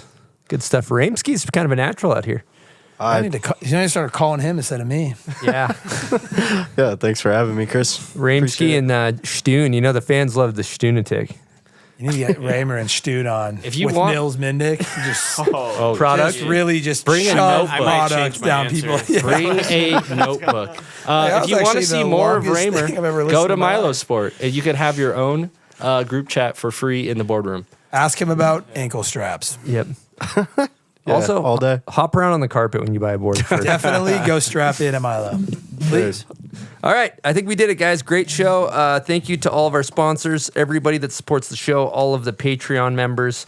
Again, thanks to Woodward, Bubs, Autumn, Mammoth, Kodiak Cakes, Yeti, CAPiTA, Union, Turtlebox, Nitro, and Herschel. You guys rule. Couldn't do the show without you. All of our listeners that tune in, everybody that subscribes and doesn't miss any of our shows, we really appreciate you guys. And thank you guys for coming on the show. You got a little bomb hole gift pack next to every one of your bags. Thank you for having Thank you. us. I'm thinking maybe who should do our sign off today? Say Max. Max? All right, Max, you got to take us out of the show. How do I do It it? doesn't matter. Exactly. Doesn't matter. Exactly. Well, yeah, dude. Thank you guys so much. This has been fun, and can't wait for the rest of the season. We'll watch some more Stubai clips. Only takeaway from today. Dude, I'm like so ready to watch just like gnarly snowboarding and then also just ride with the boys. So thanks, guys. Woo! Boom. Nice sign off. That was clean. That's pretty clean.